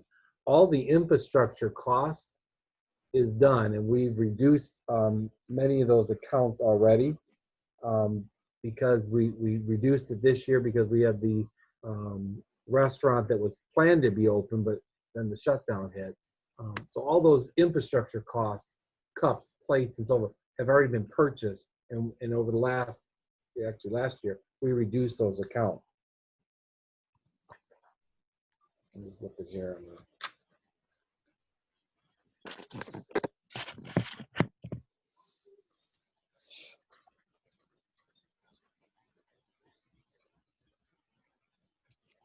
Yeah, he's nearing about $8,000 in consumable items, food products for the 3 different classes. When we started this budget, we basically had to triple this budget because we only had 1 class when we started this culinary. We now have 3 at capacity classes.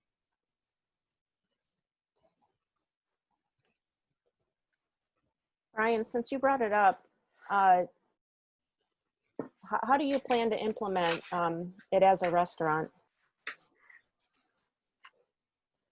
The 2-hour blocks allow the students, so like in the morning, if the course is running from 7 to 7:40 when kids start till 8:49, 9:45-ish would be at the end of the 2-hour block.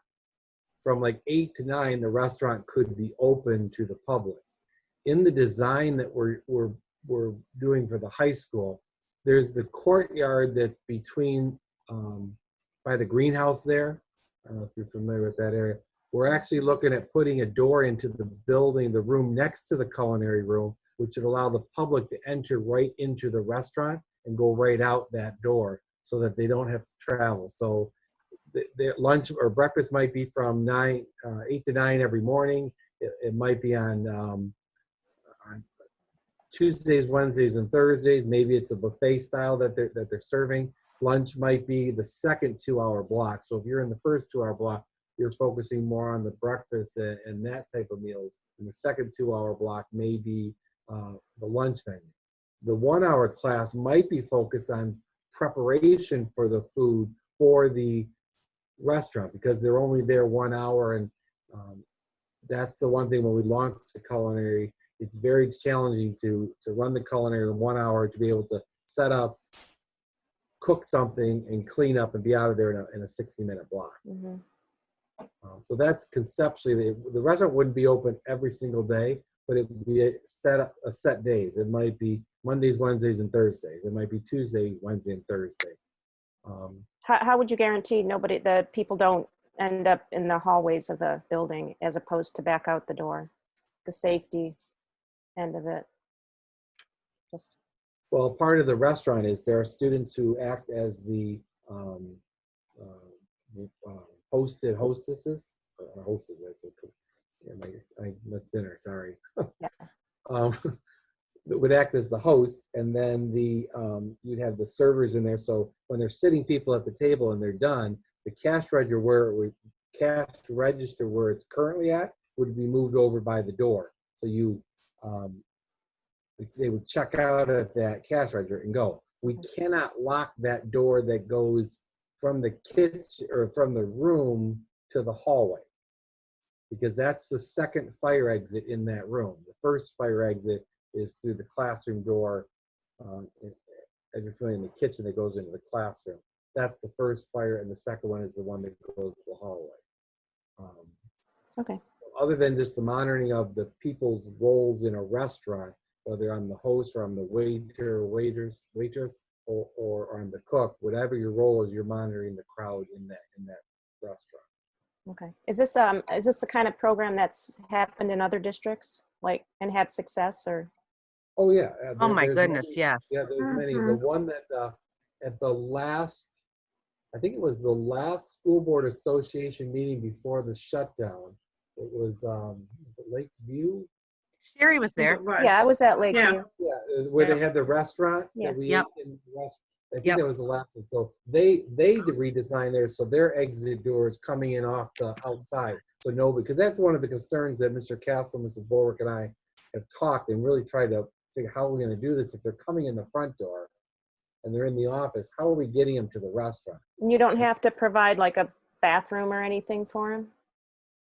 We would have to, that in that case, there potentially could be a common bathroom that they may have to use. In that case, we may have to escort them down. Okay. Okay. I was curious how all that would work. Anything else about the EMT dollars? Any questions about that? Okay. Then Brian, we're gonna go down. We had talked at our last meeting, you know, the fund balance was the $81,000 mark. It's now 50,000. 51, yeah. 51. So the conversation that the board needs to have is, our structural problem is still 51,075.19, down from the 81,000. What is the board's thoughts on that? And Brian's notes are, do we use the fund balance for the remaining structural problem? Do we look for something else? Mr. Walmsley, can you unmute Sandy again, please? I don't know why you're muting her.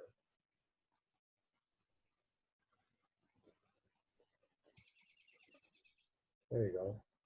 Sandy, are you back? Yep, thank you. Sorry about that. You're okay. I just want to make sure, did you have a question, anything about the EMT dollars? I do not. Okay. All right. So I guess anybody, what's your thoughts about, we still have a structural problem of the 51,000? Well, without knowing if do we have any word on our funding for the remainder of this school year? No, we have not been, the only I've been told, and it was told today, is that we would get our June payment. But unless if the state treasurer notifies, Tammy, help me out in the process. Part of the law says if there's going to be a shortfall in the funding, the state treasurer notifies the, I'm trying to unmute you, Tammy. I think you're unmuted now. I am, thank you. The state treasurer notifies the House or the fiscal agency. They notify the legislature that there's a shortfall in the budget and not enough money to cover obligations, and that would implement an automatic reduction process in our foundation or revenues from the state. So the way the law is written, there is an automatic reduction if that happens. As of today, that has not happened. And so did you say our June payment is good? Well, yeah, I mean, because once they notify, is it 30 days? I gotta remember the time frame. It's 30 days from the time that the legislature is notified. If they don't take any action to do something else to reduce expenses to balance the budget, then the automatic cuts come into play. But they have 30 days, so they have not given that notice to my knowledge, so nothing would happen between now and the June 22nd payment. Okay. And then there's a July payment, and then there's not one in August, is that correct? No, there's July and August. And August, okay. They're running, you know, obviously we're getting close to the July deadline as time goes by. Right. You know, people said originally that if there was going to be an automatic proration, it would happen in July or August. We just don't know. What is the worst case scenario if there is a proration? That's where they talked about the between 600 and 675, something like that, in that range, to cover the shortfall. So if they did a proration this year, Kyle, and correct me if I'm wrong, Tammy, we have nothing to reduce in the rest of this year's budget. So we would be we'd use all of fund balance, or if not, well, probably all of fund balance. The intent is once that proration is done, then it would carry forward into next year. It wouldn't, what we've been told, and again, things could change, you wouldn't have another cut next year. Right. It would be either the cut this year and carried forward, or the cut next year. I think they're trying, my understanding, everything I've been told, is they're trying to figure out how to not do anything this year. But they're $1 million or $1.2 billion short in the school aid fund. I guess for me, I'm not, without knowing for sure that our money for this year is guaranteed. I'm even 51,000. I just don't think we can rely on that for next year. Did we find anything else out about, Sherry had asked about the CARES Act last time. Did we find out if we were eligible for that? $188,000. Yep, we are. We are getting it. We are getting it. We get 188,000. There's a portion that goes to St. A's. There's a portion that goes to St. Pete, and the difference, and is at 160. Around 167,000, I think. 167. Weren't we using some of that for the counselors? Yeah, when you go up to Yeah. 212, we were planning on using basically 132.6. Or a portion of that, those two together. I recall that now. And then the difference is covering costs that we incurred this year because of COVID. Like, for instance, we purchased 3 Clorox 360 machines. Actually, the custodians had to change this year. So instead of charging that to our maintenance account, we would charge it towards the CARES, the fund, the remaining part of those dollars. Masks, gloves that we had to purchase. Brian, do you know, is that a cost that is that something they're giving us for just this year? Is it Yes. for this, to finish off this year and to cover our costs for this year? And then is it possible that they could give us something else for next year? Because obviously we're still going to have COVID costs going into next year. Right now, the CARES Act that we got, the 188,000 that we have to divvy up between Richmond, St. A's, and St. Pete's, is a one-time pot of money, but they allow you to spend it over multiple years. So if we don't spend it all, we can carry that over and spend things on the CARES Act or COVID next year. There's not going to be a lot left. Now, if the legislators act, they could renew that, but it would take an act of legislation and the president to sign it to do a second year of the CARES distribution. There is dollars that Macomb County received because of the size of our county, and we have been, as the 21 districts, have sent last week our request for what we are anticipating needing for the fall, between wipes, potentially masks, stuff that we're going to have to be prepared for. And we sent that request because they're looking at using some of the dollars that they receive from the federal government to help with schools. Okay. But right now, the CARES Act, the 188 that we are receiving, is a one-time shot of money that could be saved or spent over a couple years.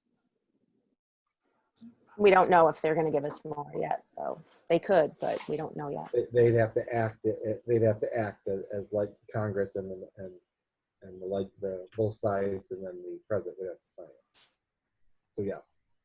With respect to Kyle's comment about the still needing to do something with the $51,000, what's everyone else's thoughts? If we could just one by one, what do we think? Well, are you saying that we have in our general fund the 51 to cover the structural problem now, currently? You, as a board, you have money in your fund balance, which in the February amendment, 6.8%, Tammy. We were just looking this Friday, approximately. So you got 6.8 early warning percent in fund balance. A 5% fund balance would be, in this scenario, about $558,000. But we use that fund balance or that saving to help with the cash flow and not have to borrow as much. The less fund balance you have, we're gonna have to borrow more money for the cash flow so we can make payroll based on the timing of our state aid payments. And I'm seeing Tammy's head nod, so I think I got it right. Okay. That wasn't the Angela- answer I was hoping for, I guess. So, yeah. So Angela, what's your thought? Well, I mean, I'm already uncomfortable with the amount of cuts that we've had to make. So if it was possible to use our general fund at this point, that's where I feel I'm more comfortable with than trying to make more cuts. But then I also, you say that's going to cost us money in the long run because we're going to get charged fees for loaning for payroll, correct? Well, we borrow a little over $1 million every year, and throughout the year we draw down and we get it, and then we pay it back, and you're paying a fee on that and an interest on the money that you're borrowing. So just like a home mortgage or any other mortgage, the more you borrow, the more you're going to pay in a fee. Because there are certain times when when we're paying out payroll and the bills, the money from the state isn't covering it. That's why you basically dip into your savings or your general fund. I mean, it's all technically general fund. Chris? I think that if we, unfortunately, we don't have the answers, and unfortunately, the federal, the state government is not going to give us some of the answers that we need in order to make quality decisions on this. And so at this time, I think that I just need to say that we have made some cuts. I think that, I think that some of the expenses that we have still in our CTE program, I don't know how sharp that pencil was when we went through those types of supply costs and things of that nature. My assumption is that it was sharp. And if we have to, we're going to have to dip into the structural $51,000 into that 5% budget fund balance. Jessica? I am on board with dipping into the general fund if we have to. I know we don't have an answer yet on what we're going to be getting, but I'm hopeful that with us going high on the $700 cut, we might not need as much as we think. But I'm comfortable with going into the general fund to get us where we need to be right now. Jerry? Me? Sherry, yes, Oh. sorry. I agree that we've already made cuts that I didn't want to make or don't want to make. And that I'm comfortable also dipping into the fund balance, hoping that somebody's going to come through, the state or the feds eventually. And also, one of the things, I listened to an MASB webinar, and they made a comment that during the 2009 recession that a lot of public schools gained students from private schools because people couldn't afford to send their kids. So I'm hopeful that we're going to gain more students, that the -11 that we figured, we're still going to have those 11, and something's going to happen. I'm a gambling person, so, and a positive person, so. That's wishful thinking. I know it is. Got to be positive, right? Got to be positive. Positive. Sandy? Yep. Sandy? Yeah, I'm probably not so wishful thinking when it comes to our government and our state and what they're going to do for us. I have one question first, though. Mr. Walmsley had indicated that, or Tammy had indicated that we are most likely all clear for the June payments for this year. Does that change anything as far as how much money then we would have in the fund balance as to, you know what I mean, as to what we would have to borrow for already that we normally would? Do you understand my question? if I'm understanding, Tammy, you take a shot if I'm not, but if we budgeted a certain, once we knew what our FTE was, or how our student count was going to be, and that's what money we were going to get from the state, we budgeted that we're going to get that amount for every payment the state makes us every month. Right. All of our expenses, everything has been with that in mind. If the state comes and says in this year, the rest of the payments, we're not going to give you, or prorate, or we overpaid you, or whatever that is. Okay, not to interrupt you, but the rest of the payments being July and August, or June, July, and August? That's my question. July, I would say July and August, correct? Okay. I think we'll be, okay. I can't see them changing June at this point. If they eliminate or reduce our payments significantly in July and August, yes, that would definitely impact our cash flow. That would definitely impact our fund balance, because there's no way at that point to offset or reduce expenses for the year that's already done. Okay, because the reason why I asked that question is because I would be on board, I think, with borrowing it from our fund balance but I don't want to leave us completely at zero. And you're saying that if we don't get our scheduled payments for July and August, we would be at zero. Is that correct? It depends on if they took action this year. Right. And how much they would prorate if they did that. If they prorated a full $650 per student, our fund balance would be wiped out. Okay. So then,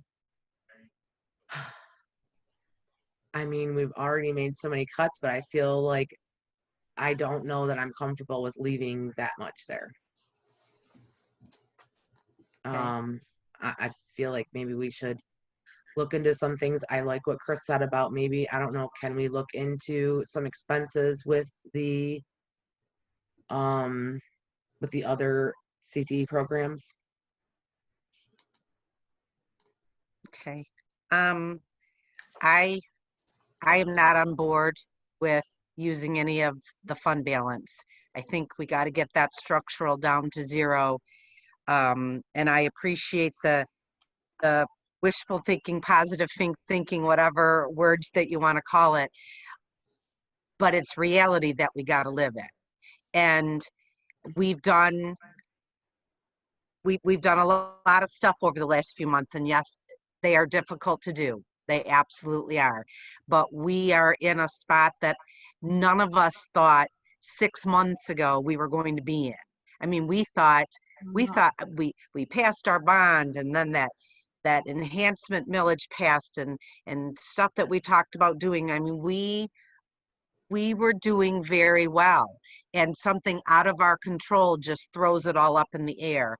And I just think just Tammy's words on if they go the 650, there's just so much that we don't know. And if we can work that down to zero, and come August, if some miracle happens, or even in October, if some miracle happens where the federal government decides they really do want and support public schools, that we get that, then we're looking at maybe some things that we could bring back, and we could do stuff with that fund balance. But I'm just very uncomfortable with taking that 51,000 and taking from fund balance to make it zero. And Brian, I don't even know what Chris's and Sandy's question with respect to supplies and that kind of stuff. But it triggered in my head, what about other areas of supplies and in textbook replacement and all that kind of stuff? Is there any way, and I hate to say 51,000 is not a lot of money, because it is a lot of money, but in the grand scheme of what we've had to do, is there something else creatively in there? And I know that you guys have worked very hard at everything, but is there something? Well, here would be something that if you're looking, because there's so many uncertainties, again, we've made assumptions to the best of our knowledge base here. Right. One of the items that you could do, and it was talked about at a previous board meeting, is that there was dollars that was set aside or curriculum. If you reduce those dollars by 85% in each one, that will eliminate your $50,000. Okay, just wait, just let me just stop you right there for a second. If you're talking about doing that, all right, that eliminates the $50,000, and that the impact is not as big as trying to find something with it. But is that an example of what I'm trying to ask Brian, that, okay, if we do that, but if it comes down in August or October, something's different, and we as a board will have to figure out stuff, that could be something that we could bring back based on the situation not being as bad. Correct. Right? Am I saying that right? If in August, when you finally as a board get notified, it's X, whatever X is, and if it's not 700, it's only 600, you now have the opposite decision saying, okay, of all these cuts, what do you want to prioritize bringing back? Because you won't need to have made all those cuts. What this impact, if you go down this road, and I believe at one point in the discussion, we wanted to keep the investment, this would be, we would not purchase social studies materials for next year. We would hold off replacing it or adopting the new materials for one more year. Doesn't mean we're not teaching the standards. It's just we're using, and out of all the curriculum, our social studies is the oldest when you look at the big picture. But we could hold off doing that because realistically, that purchase of social studies wouldn't happen until the fall, because I'd have to bring those teachers back. Right. You have to look at, okay, first grade, second grade, what type of materials are you looking at? So if to get the board at a comfort level, I would recommend doing this. And if we're better than 700, and I mean, we're only 600, maybe it's zero, and they figured it out. Yeah. Now there's some happy wishful thinking, Sherry. Yeah, that's what I want to hear. There's some positive. Yeah, I'm rubbing off. There's. I mean, it could also be we get more students than what we're. Yep, and that's not something I'll be happy until whenever. August too. Right. But there was a conversation, and that's all it was. There's nothing been introduced about using the fall 19 and the February 20 student data or student count to be your count for next year. Well, if that's the case, we wipe out those 11 students gone. Oh, you mean they're talking about that's what your funding is going to be based on, maybe? Trying to hold districts harmless in trying to figure this out using last year's basically numbers, last fall's numbers, and whichever is greater, you would have the two. Again, it's only been conversation. There's been no action, there's been no proposals that I'm aware of. But if that did come to fruition, that would eliminate this $51,000 almost immediately. Right. If not immediately, because we'd have those 11 students would be gone. Well, Sherry, there's some more wishful, happy, positive thinking.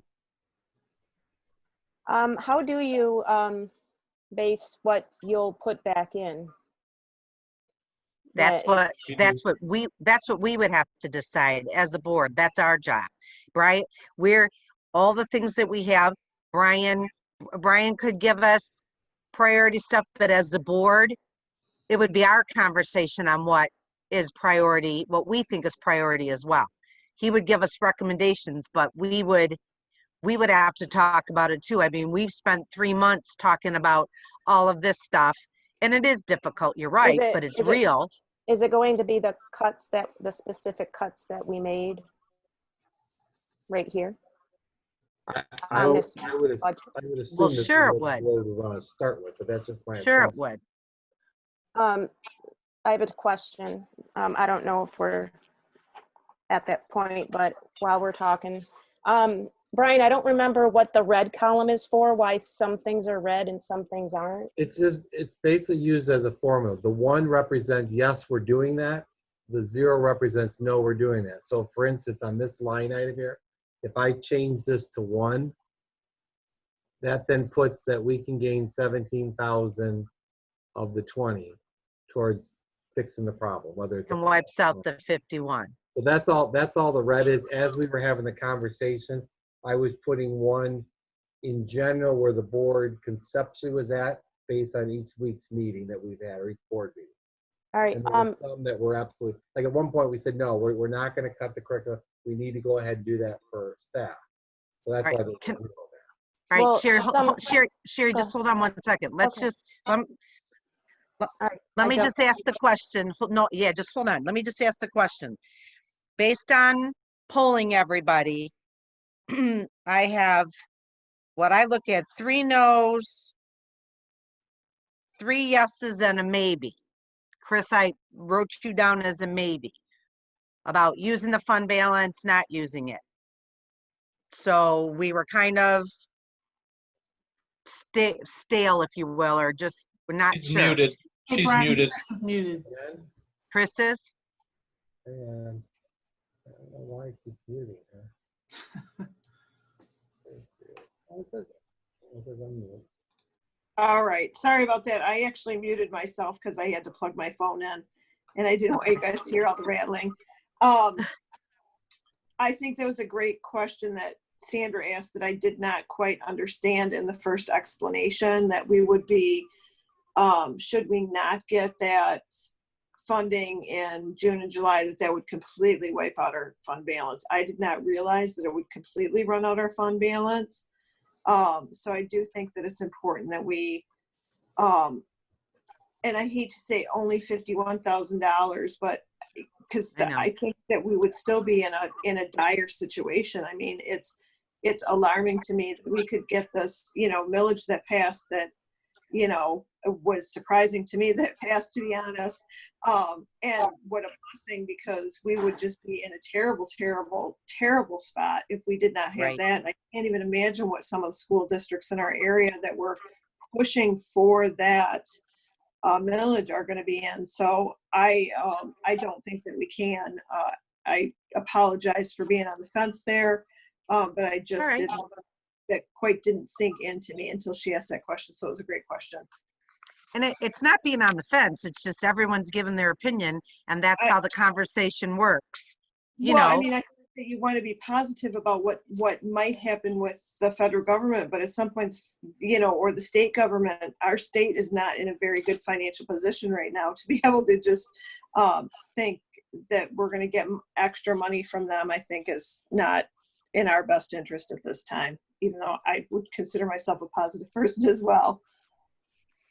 So with that being said, so that leads us to, we've got a consensus to not use that fund balance. So with what Brian's talking about, if we do with the textbook, the curriculum stuff, that would bring us to 0.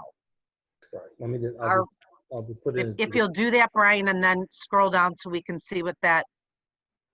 $19. 75.19. 75.19.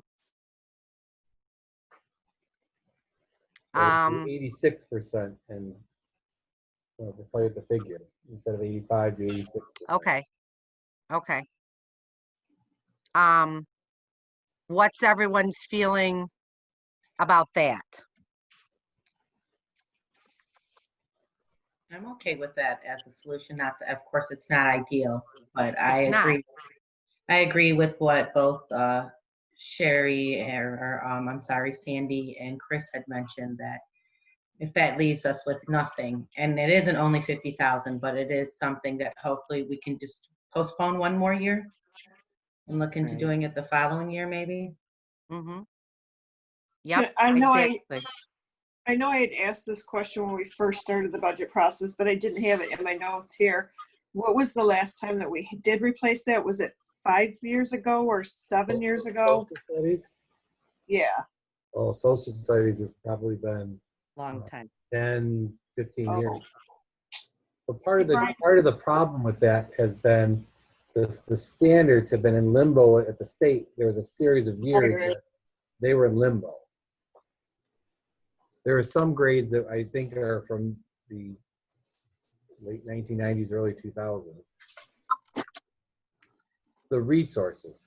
Doesn't mean we're not teaching the standard, but the actual resources they have. Brian, Jessica needs to be unmuted. I don't know why it doesn't. So that those line items you just took out, those are for the social studies? No, in a normal year, this school year, we had several grade level teams meet, and they basically rewrote the social studies curriculum to match this new standard. Right. I thought we had already cut that. In January, they were supposed to go to a, might have been early February, they were supposed to go to a resource fair at the ISD to start talking with vendors and looking at what's out there. That was a snow day that, or climate weather day that we had. When it got rescheduled, now COVID hit. So the team has never really picked the materials that they want. So normally they would have picked them, and I would be bringing that to you in June for the purchase of materials that we would issue the POs in July for next school year. After July 1, when you approve the budget, we approve all the purchases. Well, in a normal year, in June, on the June 22nd, after you guys approve the budget, would be approval of social studies materials and so forth that would come out of next year's money. Right. But this was far from a normal year. I think I got Jessica unmuted now. Yeah, thank you. It Sorry. mutes every time I move to look at your screen on my phone. I'm comfortable with making that additional cut if it'll save us the money in the general fund. I think that makes more sense than leaving us at complete nothing in case scenario. Okay. Okay. So that part of the conversation is good. The final, and Sherry, maybe this is where a question that you were leading to, where we're at right now, what we have in front of us, what we've been discussing since January, whatever, February, whatever it was now, time just flies.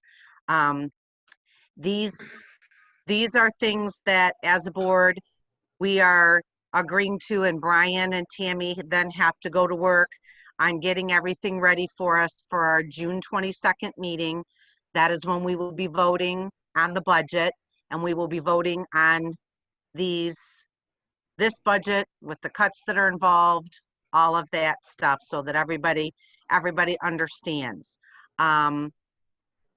So this is really it.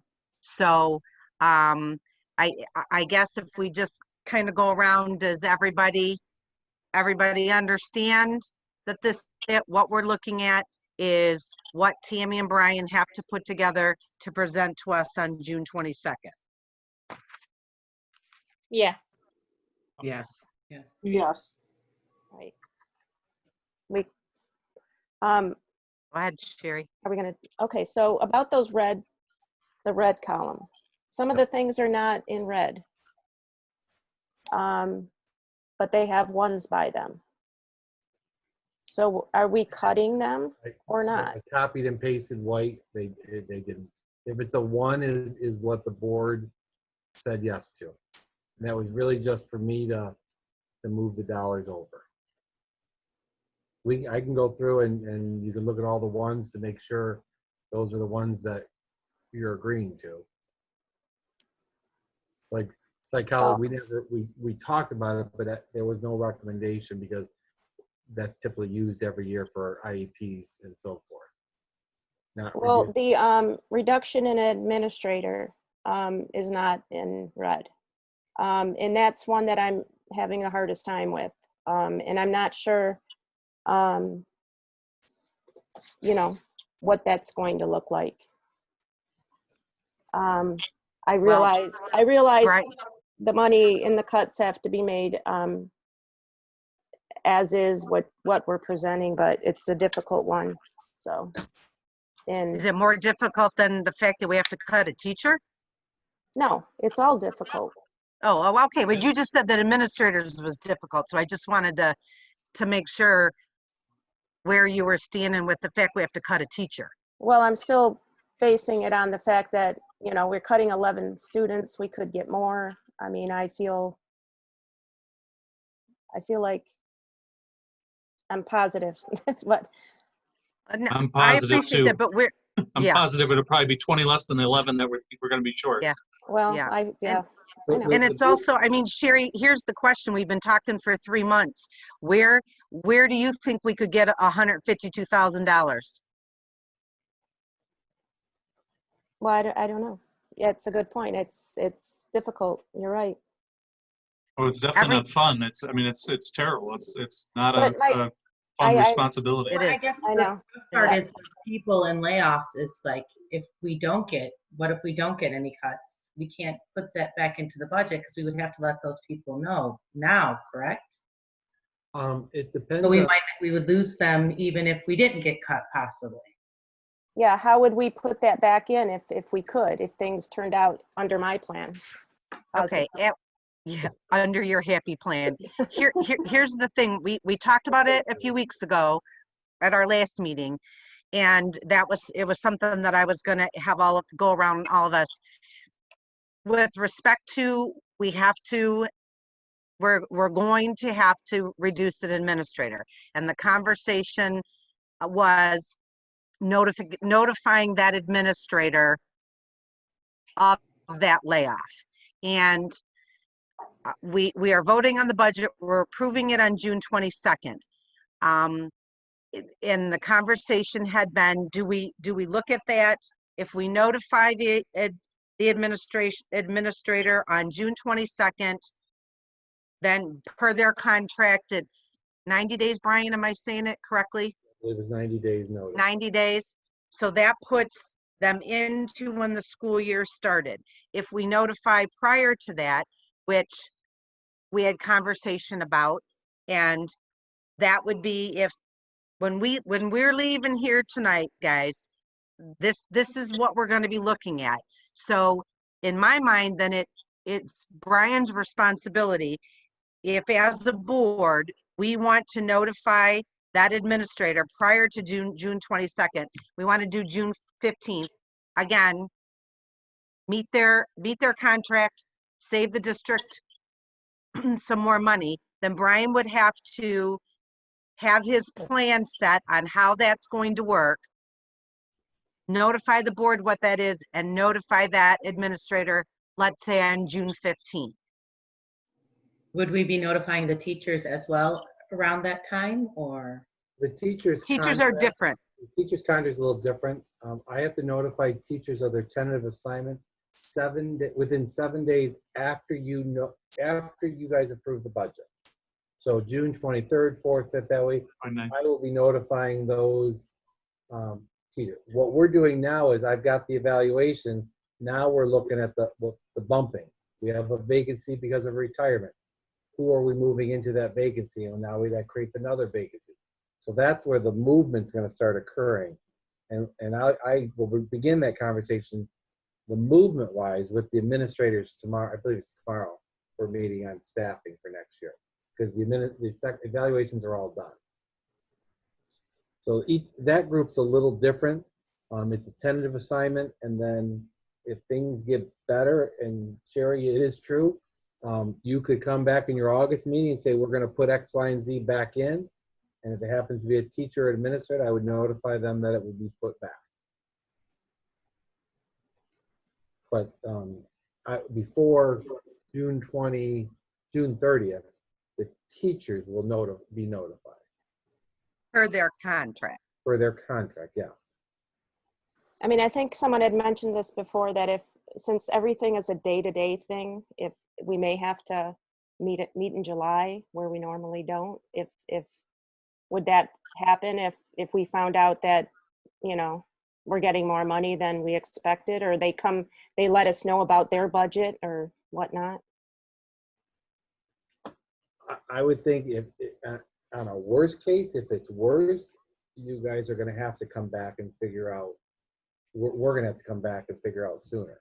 If it's in a better case, the sooner we notify people that they wouldn't be laid off, the better. Because if this was me and I was notified by my superintendent that I was going to be on layoff, whether I'm a teacher or administrator, I have a family. They're going to look for other work, and we risk losing them if they get another job. And I come back and say, hey, I can bring you back, they may not come back. They may feel more secure in that other job. And Sherry, I think it is a risk that we have. Sherry, I think the answer to your question is a very, very simple yes. I mean, if something were, you know, my goodness, a miracle to happen and we could have a meeting sometime in July, I think every one of us on the board, we've individually had conversation, but why wouldn't we do that? That's in the best interests of the district. So to me, that's just a very simple yes. Of course we would do that. Okay, thank you.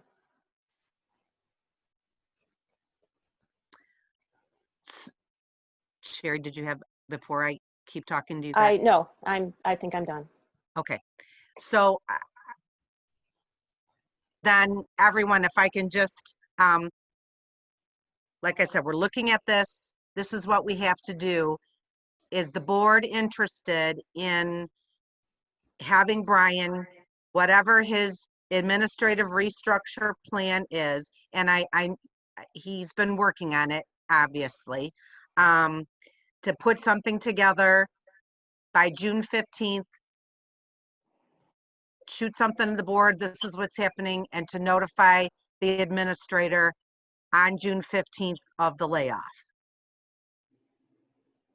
Yes. Yes. Yes. Yes. Okay, is that everybody's yes? Do I have 6 yeses besides mine to make 7? Yes. Yes. Yes. Yes. Yes. Yes. Okay. Sorry guys, it's kind of hard to tell your voices, and so I just want to make sure, and I want Brian to have a direction as well so that he knows where the board's coming from. So Thanks, Brian, Margaret. are you? It's hard to tell the voices. Thanks. Okay, not yours, Kyle. I know yours for sure. Thanks. So Brian, are you good with that, with the direction, what the board needs from you with respect to this budget? Yep, I understand what you need, and I will get it to you by the 15th. Okay, if not before. so then what we're looking at this, and Sherry, to your point, is very well taken. This is one of the most difficult things that you have to do as a board member, and we're in a spot where we really don't have any choice, and it's certainly not where we thought we were going to be. It's a hard decision, but I think that Brian and Tammy and administrators and other staff that have helped through this process have helped the board get to this point, and it's a shared sacrifice, unfortunately. But I think we've done good work as a board, asking our questions, trying to figure out, and this could be a lot worse. This could be a lot worse of things that we have to cut in Richmond schools that we don't have to. And I'm grateful for that it doesn't look any worse than it does right now. So on June 22nd, on June 15th, we will get from Brian his restructure plan. He will notify the administrator that is being laid off. On June 22nd is when we will vote for the budget. And Brian, that's when we have our truth and budget meeting first at 6:30. Correct. Correct. And then our 7 o'clock meeting, our regular meeting, that's when we vote on the budget. So plan 6:30. That's when we do all the talking about it, or Tammy actually and Brian do all the talking about it. And then at 7 o'clock is when we vote. So everybody. And just a reminder, at that board meeting, there'll be a lot of, we have all the contracts for the elementary edition. So there's probably going to be 20 different action items just on that alone. And then once you approve the budget, there's a lot of the annual contracts that we issue that are in the budget that we would issue out at that point. So there'll be a lot of action items. Are we good? Yes. Yes. Okay. Yes. Brian, Yes. Brian and Tammy, thank you. And thank you ahead of time for all that you're going to do to get us ready for the 22nd as well. Okay, you're welcome. Moving on to our action item. Approval of the 2020 millage tax request L-4029. There's a sample resolution. I motion to accept the recommendation of the superintendent and approve the 2020 tax rate request L-4029 as presented in the attached documentation. Support. Been moved and supported. Again, this is what Tammy just talked to us about an hour ago.